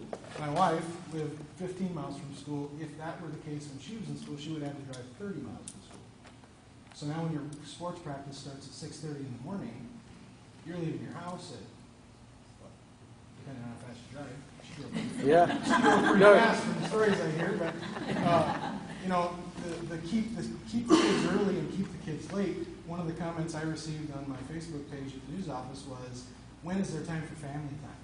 We're struggling with that now. The kids are getting here at 6:30 in the morning and they're not leaving until 6:30 at night sometimes, some kids. But I think that's a concern. Hopefully this will alleviate some of that. I know a lot of schools have to have girls practice in the morning, boys practice at night. Hopefully we'll have facilities they can all practice at the same time. That could help that situation. I remember a lot of times where we practice in the morning, then we practice in the afternoon too. But yeah, Same sport. I get what you mean. That was football, we needed more practice. I needed a lot of practice. I never wore my glasses. What was I supposed to do? You have one see what you're doing there. Yeah. Somebody had to tell me when the game was over. I didn't know. Well, I don't want to talk over everybody. I have a lot of questions, I guess. I've been thinking about this since as long as some of the board members have been in there. If you don't want to talk about these, you don't have to, but I'll just run through these.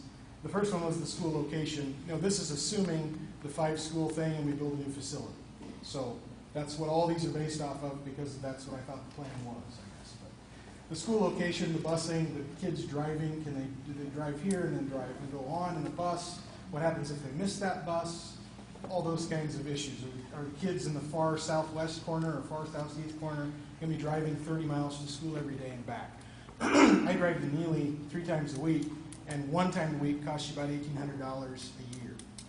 So now you're talking your kids are going to drive every single day that much farther. Are you going to be able to afford it to get your kids all the way there or not? Whatever. I was interested in the local kindergarten thing, or the local elementary school thing. Just wondering if any thought had been put into how that's actually going to work. How are you going to have a board comprised of all the, because if we do this and there's a new school and all this becomes one district, those board members are elected from the entire district, making decisions about Plainview's elementary. If the point of Plainview's elementary is to keep Plainview's elementary, those people are, how is the management going to work? Are you going to have that many more principals that can spend time in all the different elementary schools? And maybe instead of 2 principals, you have to have 5 or something. I don't know what it could be. But the management of the local elementaries was a concern of mine, I guess. I was in Mrs. O'Biggy's office talking to her the other day. She got a phone call about, it's wet outside. Should we go on the blacktop or in the grass? They're going to be busy, and now they're going to get 5 times the phone calls. So I was just interested to see how that would work. And then I asked the question at the board meeting before, is it, I won't tell them what you said the solution was. Is it K through 4, K through 6, K through 8? I think that decision should be pretty early, because if you do the 5-school thing out in the country and you only build it for high school kids and you lose 36% of your students, you won't have enough time to pay for it by the time you run out of kids. And so, I would like to see some more consideration given to if, and I know this puts Plainview at the top, but I'm a little biased. My big concern from an economic development standpoint is if you say you abandon this facility, same as with the library. If we abandon the library, Carnegie Library, what do you do with it? This becomes a huge structure, millions of dollars worth of years and years and years of investment that is all of a sudden vacant. Your junior high will use it, but 100 kids in a school that's meant to hold 500. Is there going to be enough money across the 5-district group to sustain our high schools, just maintenance-wise? Because the community is going to want to continue to use this room regardless. Is a 5-district school board going to pay for us to have a new stage because it's still owned by the school? Are the community groups on the weekends going to be able to come in here and play? This floor wouldn't be being replaced if it was owned by a 5-district school board, because they're not going to spend $100,000 or $400,000 on a gym floor for one community. They're going to have to split all that and make it fair. So if we have a super good gym, Bloomfield wants to have a super good gym for the community. Creighton wants to have a super good gym for the community. There was a little town called Wardville, Nebraska. Yes, I've heard every Wardville joke you ever want to hear. But we actually consolidated. We became full Wardville. I did not. I had a sister 5 years younger. She was a full Wardville. And then I have another one 5 years younger than that one. And she is a, what are we doing? High Plains graduate. And they maintain a facility like this and they started using it at their community center. They allowed the old guys to play basketball, just so they had a place to go. They still did all of the same things. They took down the school records, though. Still have the 2-mile record. The facility of this size? How can the community possibly come up with We actually had a pretty big facility. We had the old building, but that part has pretty much been torn down. They had to tear it finally down because it was so old, but it was an attachment kind of like this was. And, And I'm just throwing this out, nobody knows any scenarios, but just say you keep an elementary, or this becomes the junior high facility, you're probably not gonna use that old building anyway. And then from there, you keep this part, but that's what they did, and, you know, I graduated a few years ago, and so that part had to be torn down, and they did keep this part, just, it looks like this facility. Did the school kept it up? Like the merged district paid for it? Or Those questions that you're asking are all excellent questions, and you need to give those questions to us. Because they use it for But prom. I have like 12. we have no idea. We Well- can't give you any answer at all on that Well, stuff. But those are just some options that they But get, you they need to have give us prom those there. questions, because those are things that we need to discuss. I can answer some of them. When we closed the Brunswick School, we sold it. And, But that was one building. not No, there was two complex. I Well, I mean- graduated Now of it's Pierce empty. High, and our building I graduated in is no longer there, but the gymnasium that I played in still exists, and the community, the city owns that now, and that is still used by the community. It's used by the high school for practices, JV games. We wrestled there. Didn't we wrestle? I did a few years ago. A few years ago, there was, after I was part of this community, we wrestled there. I mean, the city still, the city maintains that facility, and that was attached to the old high school that I was in. I'm guessing a lot of these, the committee people have talked about it, it's been discussed, but It's a pretty, I mean, There's that's no- one of like my top 5 questions. yeah, because there's a lot of things. especially there. in terms of economic development, it's like, you can't do anything. I mean, what, other than the community using it, and all of us continuing to pay to support it, plus pay to support the new building, what would we do with it? Who's gonna clean it? Who's gonna unlock it? I mean, just one of those things, yeah, me, right. Has anybody done the math on what our class size would change to in terms of, and I'm not saying athletics is all that important, we should make the decision for that. If we have this many more kids, would we go up a class? B. We would go to B? It would start up, be a middle. So that's like Fremont, Hastings. Are we Just because you're Class B doesn't mean you have to play Class B schools. We've been In football, you C1 do. playing, or C2 and playing C1 schools and playing D1 schools. Football, you don't have. But we're also eliminating half of our close competition by doing that. I mean, part of the Lewis and Clark district thing is we wanted to compete with the people right here, so we didn't have to drive. And if we eliminate 4 of those competitors, then we just have to drive that much At farther. schools. Do you think some of these other schools, after we do that, if we would do this, do you think the other schools might do the same thing? I hope not. We're only gonna have a schedule of 5 kids before we gotta drive clear out to the Panhandle to play football. Well, how about Tacoma and Lyons and all those schools? When they go together, they're gonna be the same size that we're gonna be. I mean, there's gonna be a lot of, I would imagine that in the future, there's probably gonna be a lot of this happening. And when it does happen, then Well, that's we'll an have- interesting, but that's an that- interesting point, I guess. The other schools that I've looked at, Niobrara just graduated class of 9. And they're building a, $12 million facility or something like that. Burgery's in the same spot. I go to Atkinson all the time. 10 years ago, they built a new school and planned for 120 in their high school, and they have over 200. Stewart has all sorts of academic achievement, athletic achievement, all these things that they do, and they're class D. Sometimes I think the perspective of what we're doing, we say opportunity and opportunity and opportunity because it's exciting, but the perspective of what we're doing perhaps needs to be taken into account as well. Would it really kill us? There have been lots and lots of schools that have competed on a D level. I don't think anybody from Stewart would say their students are lacking any part of education. I talk to their teachers frequently and their sponsors and things like that. Would it be nice to maintain the status quo? Sure. But I was interested in, like Mr. Alt was talking about, how the discussion changed from you don't want to have too many to you don't want to have too few. And I guess I view that as more of just a time scheduling issue, a management issue. I don't see how that affects the students as much. If you want 5 kids in physics or the high-end classes, gauge your kids to get to those classes. I don't remember ever getting to pick a class. It doesn't work that way in scheduling. I got told what classes I was going to take, but that was Retzloff just telling me what to do. I mean, but that makes some sense. I mean, I'm all for let the kids pick their own pathway in their career and all that other stuff. I think that's a good system. But that's kind of what college is for, in my opinion.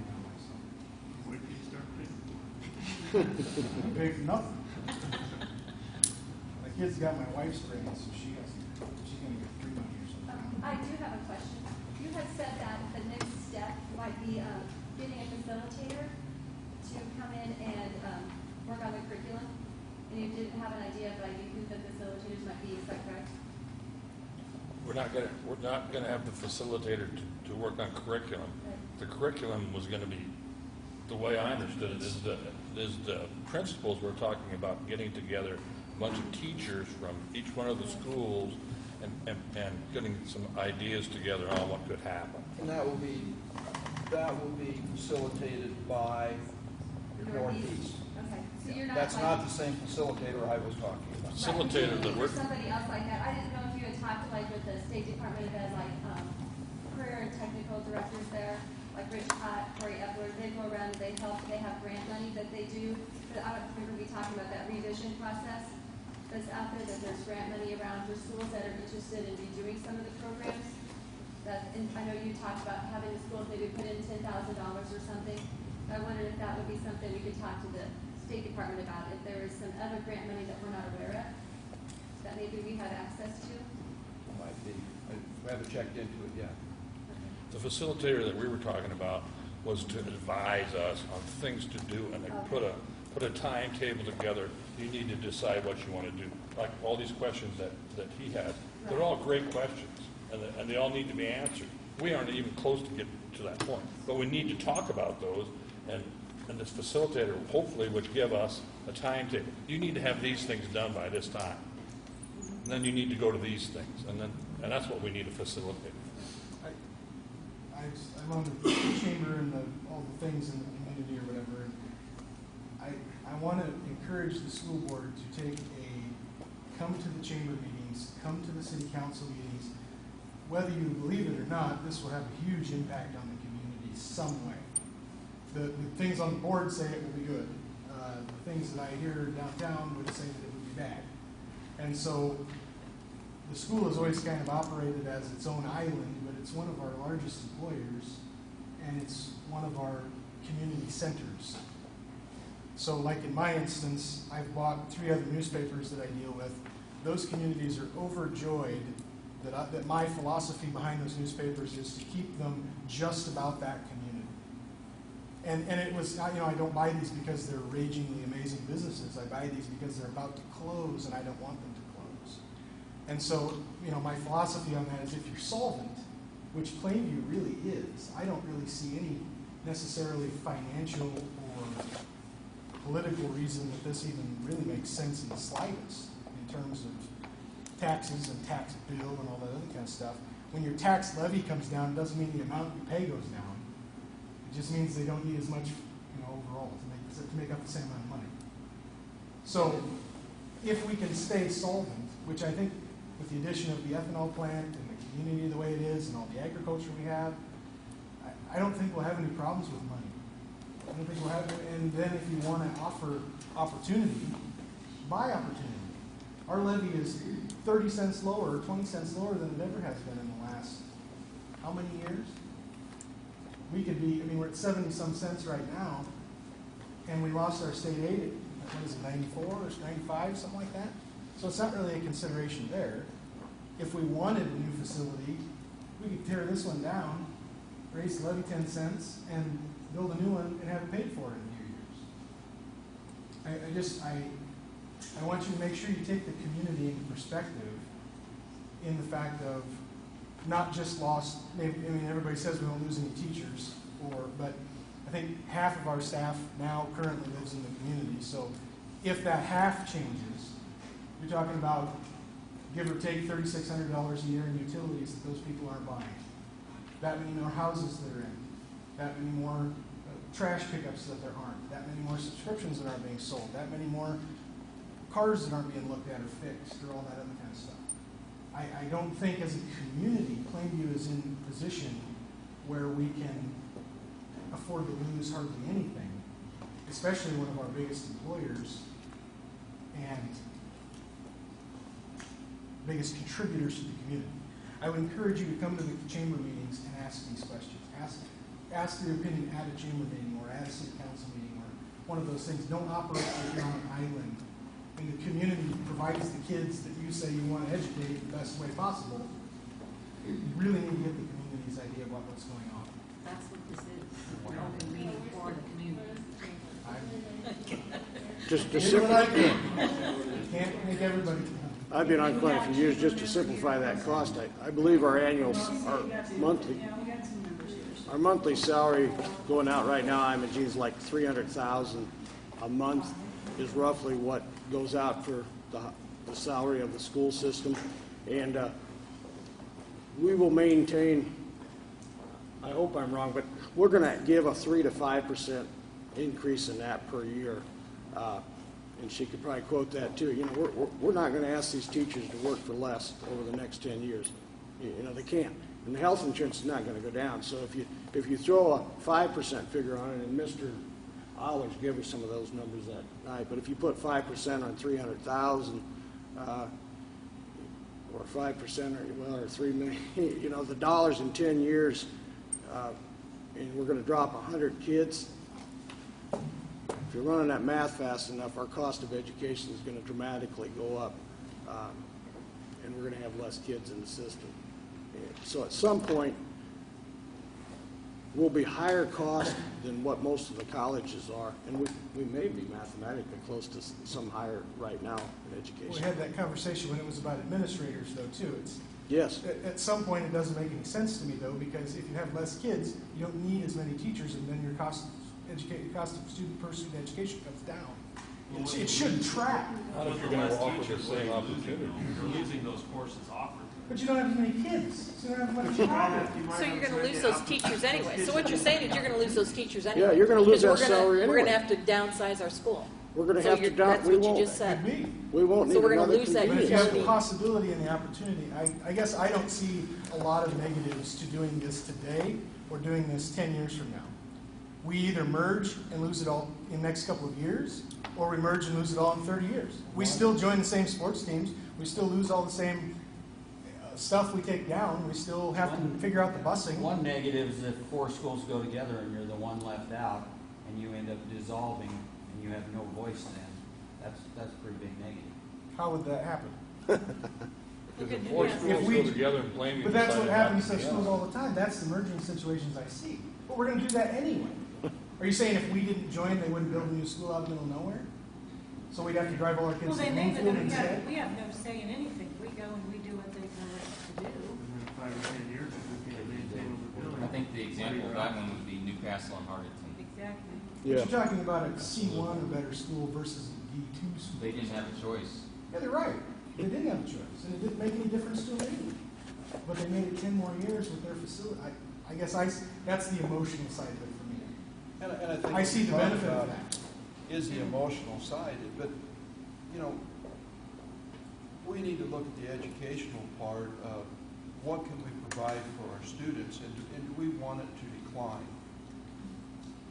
Or do we want to make decisions to provide those opportunities, and provide those opportunities these next 10 years? Why wait 10 years? Why not be proactive on it? Because my daughter, when she gets to high school, will have to drive 30 miles to. But this isn't just about your daughter. Thank you. It's about Thank you. all the students. Good. Makes my decision. It's Mr. All, tell me about all of the students. Good. Mr. All, tell me if I'm wrong, but didn't Mr. Jensen make the comment that Creighton, and maybe they offer more courses, I don't know, that they had 35% of their courses had 5 or less kids in them? I don't remember the percentage, Something like but it that. was a pretty high percentage. In the high school level, I believe. Actually, there's some schools that got 50% of their high school classes has 5 or less kids in them. I just want to say something you guys might not be taking into consideration as a board, is that bigger in a class is not always better. Having 5 kids in a classroom, we came from Cedar Rapids 2 years ago, Cedar Rapids, Nebraska, and we have math courses, the higher end math courses, there might have been 4 kids in them. But those 4 kids were taught basically one-on-one.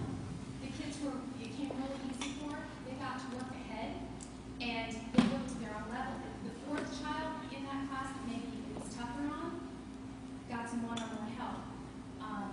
So if you have 30 kids in that high-end math class,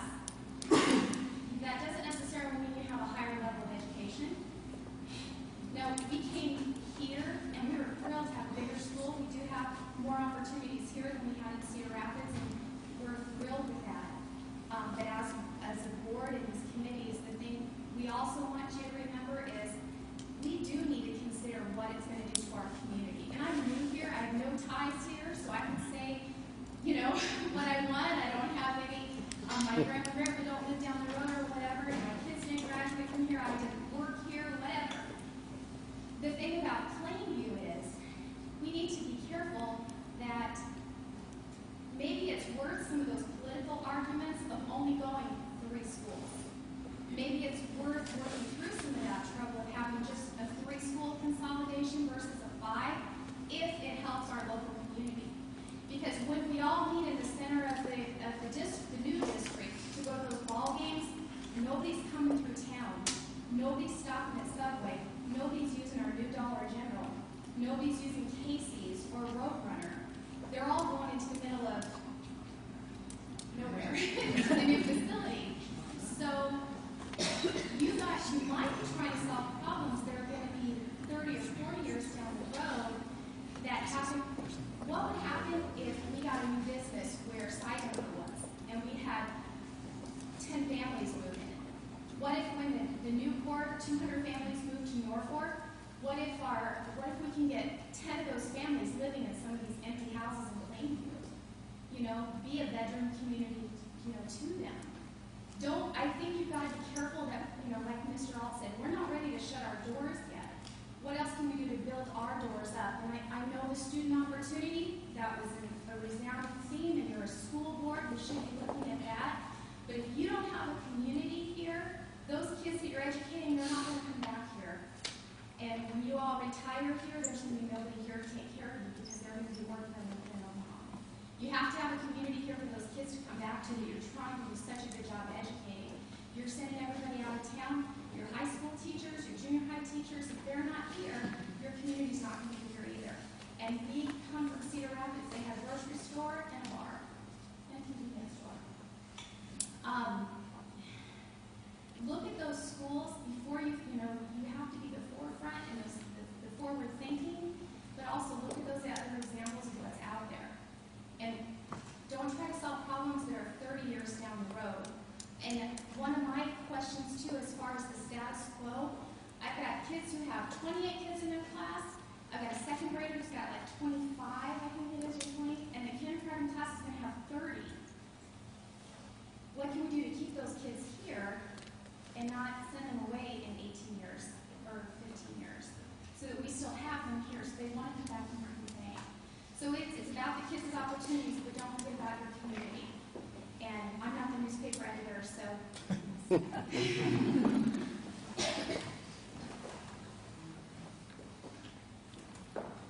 I think that's a general fear. I mean, it's a fear I have. I'm kind of conflicted.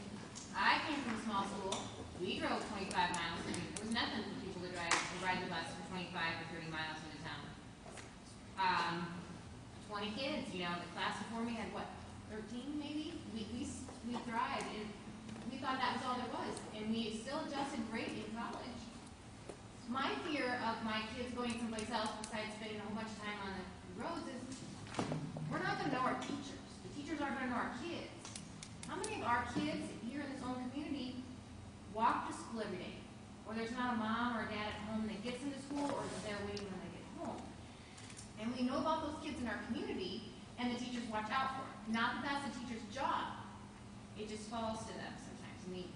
So that's a concern of mine. I mean, I'm just stating that's a concern that I've had too, because I play back and forth. I think the opportunities would be great, but it's those little things that I fear.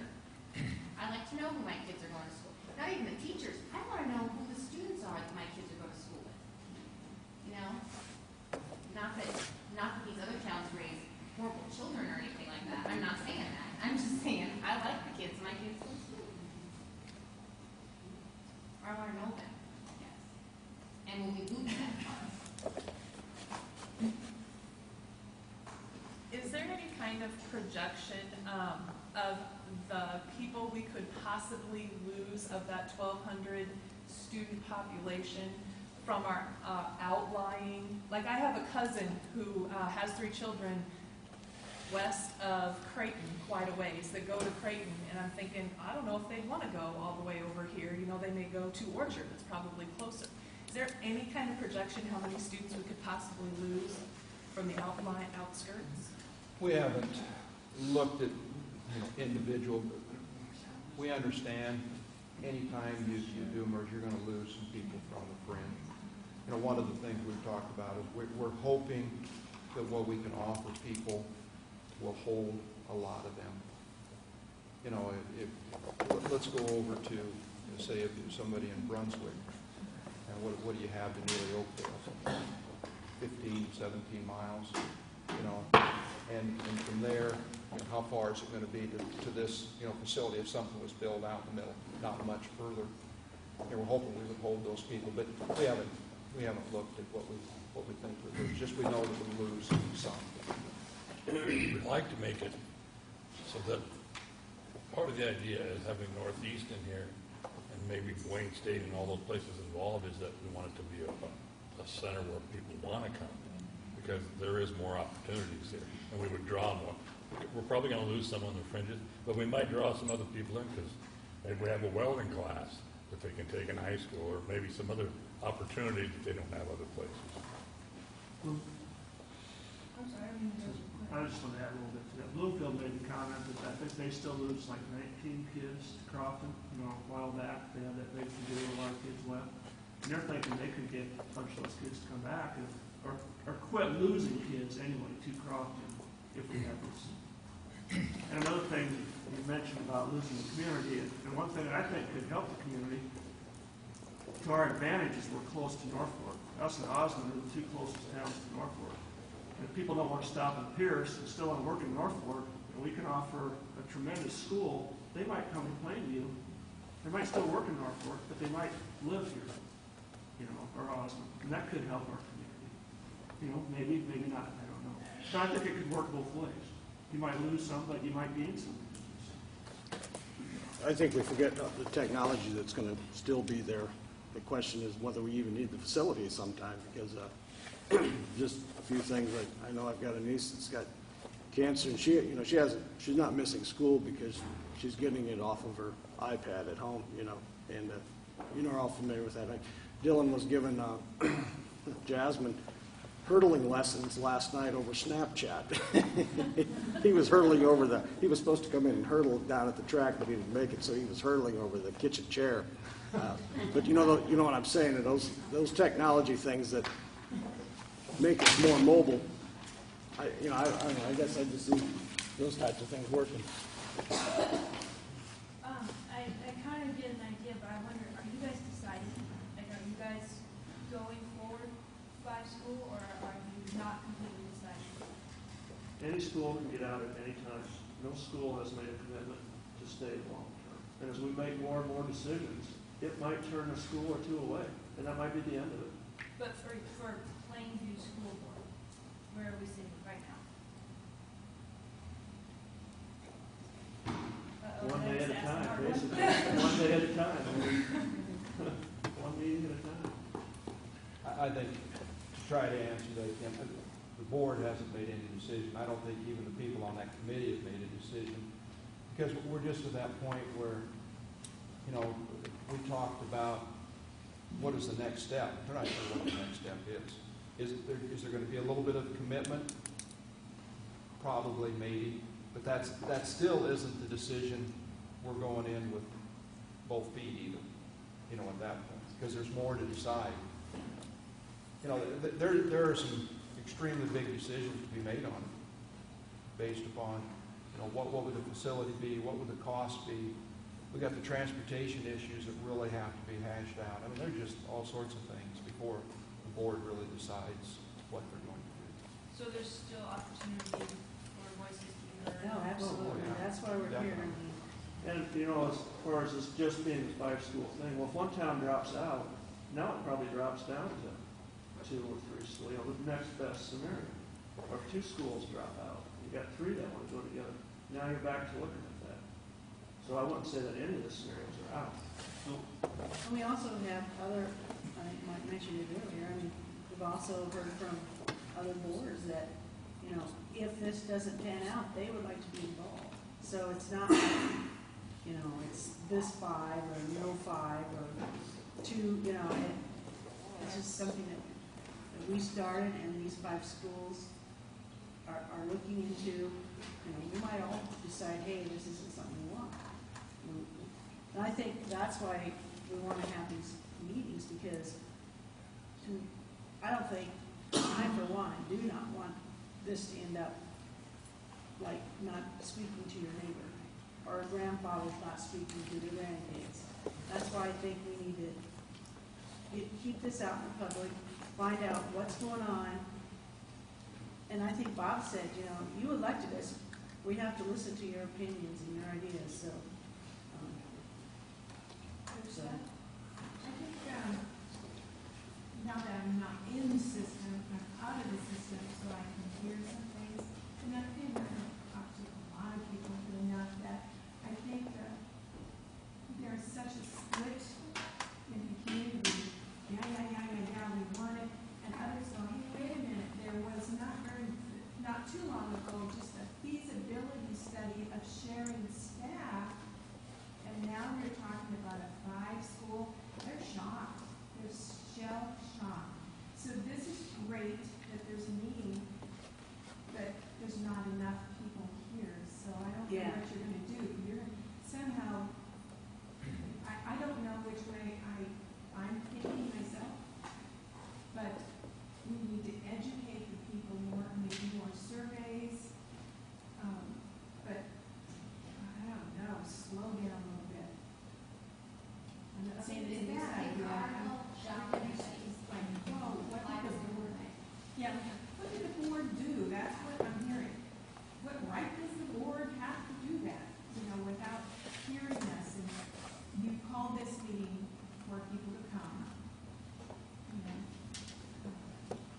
Correct me if I'm I don't know, wrong. that's a problem. I think we are looking to sharing some teachers next year with an area school. So I mean, we're still following that path. Yeah.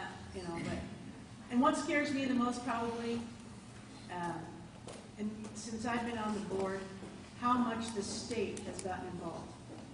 You know, every one of your kids have been to the state testing, how much more work it is, and accountability our school districts have for the state.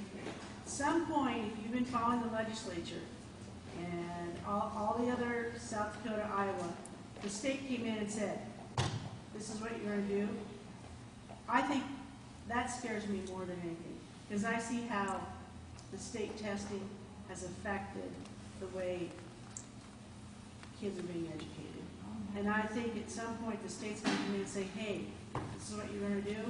I think if we set a precedent and they come and say, hey, look how well this worked, maybe maybe it will be state of the art, I don't know. But that's what scares me also, is the state coming in and telling us. As we all know, it happens in our personal life, happens in the school, it happens. That's what scares me also. The state's going to come in and tell us, you know, what we're going to do with their kids.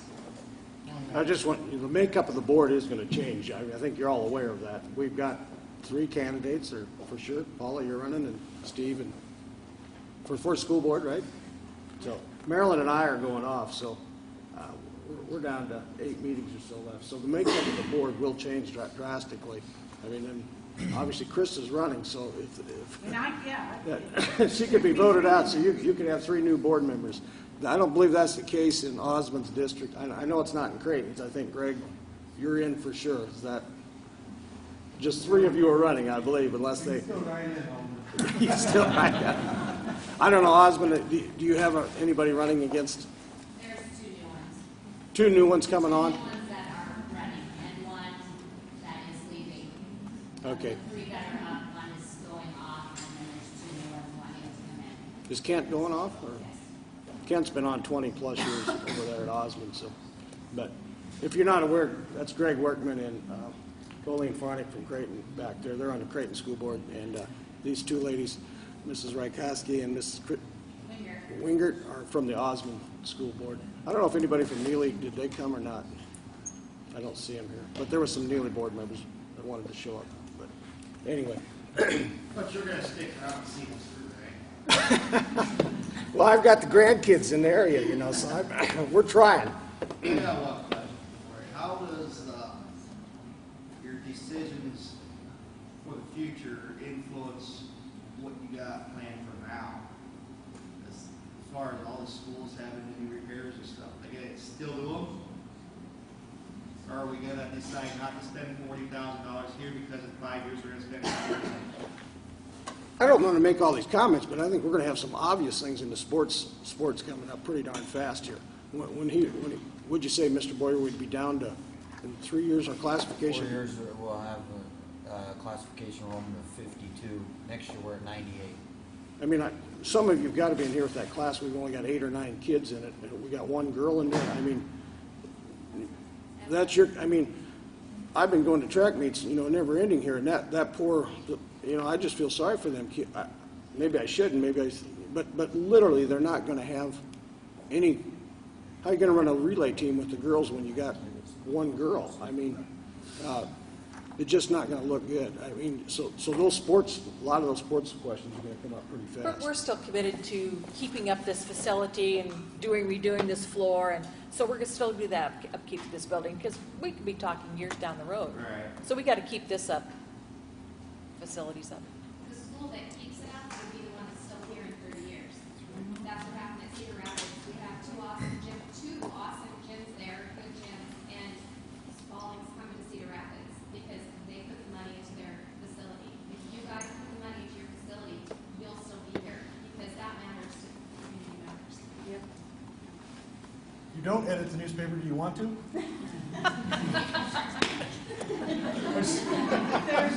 Any other last minute questions? Okay. I just had a quick question. Why did you decide just the through the 6th grade? Why didn't you guys go to keeping the elementary? Why didn't you go keeping your junior high? That hasn't been decided. But you did say all the elementaries, Yes. all the communities would keep their elementaries. Yes. That's what Mr. Eckler did on the survey. That's how he set it on. Okay, that was just based on That's just the way he did it. Okay, it So that's wasn't what based we're on following. why. We haven't made decisions on that, other than, everybody agrees they're keeping their grade school now. I mean, I'm torn, obviously, between wanting this and not wanting this. I need more information. And I guess one of the things that I feel more comfortable with is if you kept the children here through junior high and then went a 9 through 12. Just maturity level and all kinds of things. And that's an option. I mean, that's just one of the things that There will be a participation problem here pretty quick in junior high. In a few years, it's going to be tough to have a volleyball team. Junior high, and that's when we're at our bottom, and we'll start swinging back up. Our wrestling team, well, all sports in a few years, when we're going through that low 7th and 8th grade, it's not going to be very many kids.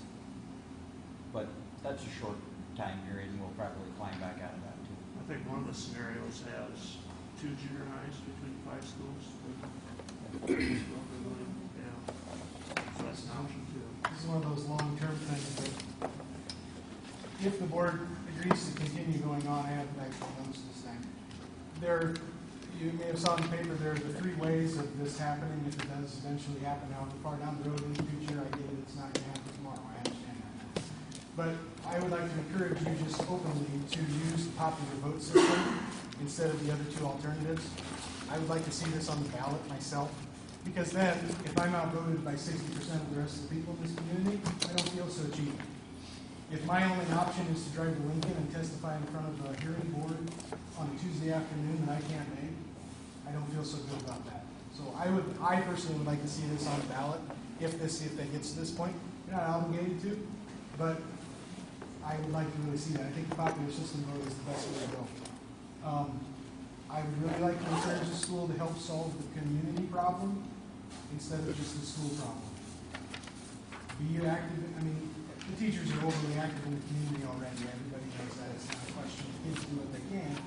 But be active in the economic development discussions.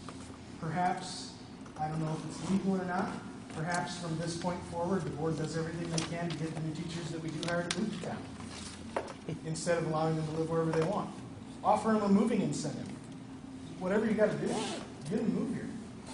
Just planning for that future thing. You know, Creighton and Osmond may not want to hear that, but we need to do what we can to help the community. Because at the end of the day, if we merge and the schools all go together, that's great for the school system, but Plainview and Creighton may not start working together on that type of a level. We still have separate businesses that have separate needs and separate things they have to do too. So I know the comment was made, even though the chamber people are here, I got everything from, I have to go sell poppies tonight for the Legion Auxiliary, to I broke my leg yesterday for reasons people couldn't come. I mean, you have no idea why people aren't here. And so I would like to encourage the school to, contribute to the discussion of economic development and community improvement. Do your part to grow the community from the inside. It's some of these issues that we have with our facility could have been taken care of 20 years ago. And if they would have been, maybe we wouldn't be in such, it's a circular problem. We don't have any houses because we don't have any people live in them. We don't have any people live in them, so we don't have any kids to go to school. We don't have any kids coming to school, so we can't afford to pay for everything. So the facility's decline. But it has to stop somewhere, and the school is such a powerhouse as an employer and a tax gatherer can help to alleviate that if you can think up some inventive ways to stop that cycle. So. Okay. Well, I can't speak to the rest of the board, but I do believe this isn't the first meeting, or this is the first meeting of the community, but I don't think this is the last. We talked about that in our committee meetings, and we want to continue this. So, go out, talk to your neighbors, tell them to contact us, keep watching for the next meeting. Appreciate you all coming and taking the time, sharing your ideas and thoughts, concerns. Any other board member have anything? Otherwise, I think we'll adjourn. Well, I just think, there's a lot of rumors out there this moves really fast. And I know to you guys, it probably seems like it has. Alden has been talking to day one with Creighton. It's been a couple of years already. And we've got so far to go that, and we'll have one meeting a month. And then we got to go back and have a board meeting and vote on stuff. It can't happen that fast.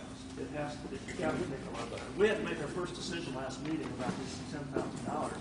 And we're all like, how do we decide on this? And it was our first major decision that we had to decide. And we're just kind of like, well, how do we decide this? And it's really not that big of a decision compared to what we had coming up. I know it is hard to know, it's not going to happen overnight, but it hasn't been talked about. By a certain date, the district has to say if they're in or not. I mean, this could drag on for, we could be talking about this for 20 years. I think we all just kind of want to know what, I just didn't know if that was talked about. By a certain date, we hope to have this stuff. I thought that, but how do you get five towns to make that date? Just like us, we're going too fast. We've got to slow down. Well, Creighton, they kind of want to go. According to their administrator, they're ready to roll. So you got two towns, two different spectrums. So how do you bring that together and make it all work? They kind of tossed around, just in conversation, not thinking what happened. If things are moving along, 4 to 5 years, that's not a timeline either, by any means. And don't interpret it that way. Well, as soon as you'd be 2 to 3 years, now you're going to be 3 to 5 years. Time you build something, and you'd have to, if you joined the districts together, you got to have that vote that just took place. Then you got to raise the money, and you got to do the acquisitions. You just have to keep, if it keeps going, you have to keep levels of commitment. Yep. Like to make the $10,000 commitment. And then you have to decide, is this a curriculum we want to work on? And that's a commitment. And then you just keep going. And eventually you get to the point where you have to have the lawyers involved and you say, we're all going to do this together. And it's going to be, because you can't do this and build a big facility and not have everybody commit. So. This was the first commitment, the study. This was the first commitment. And it's a good deal. Once again, thank you for coming. I would say if anybody, if you want to pose a question, put it on the card back there.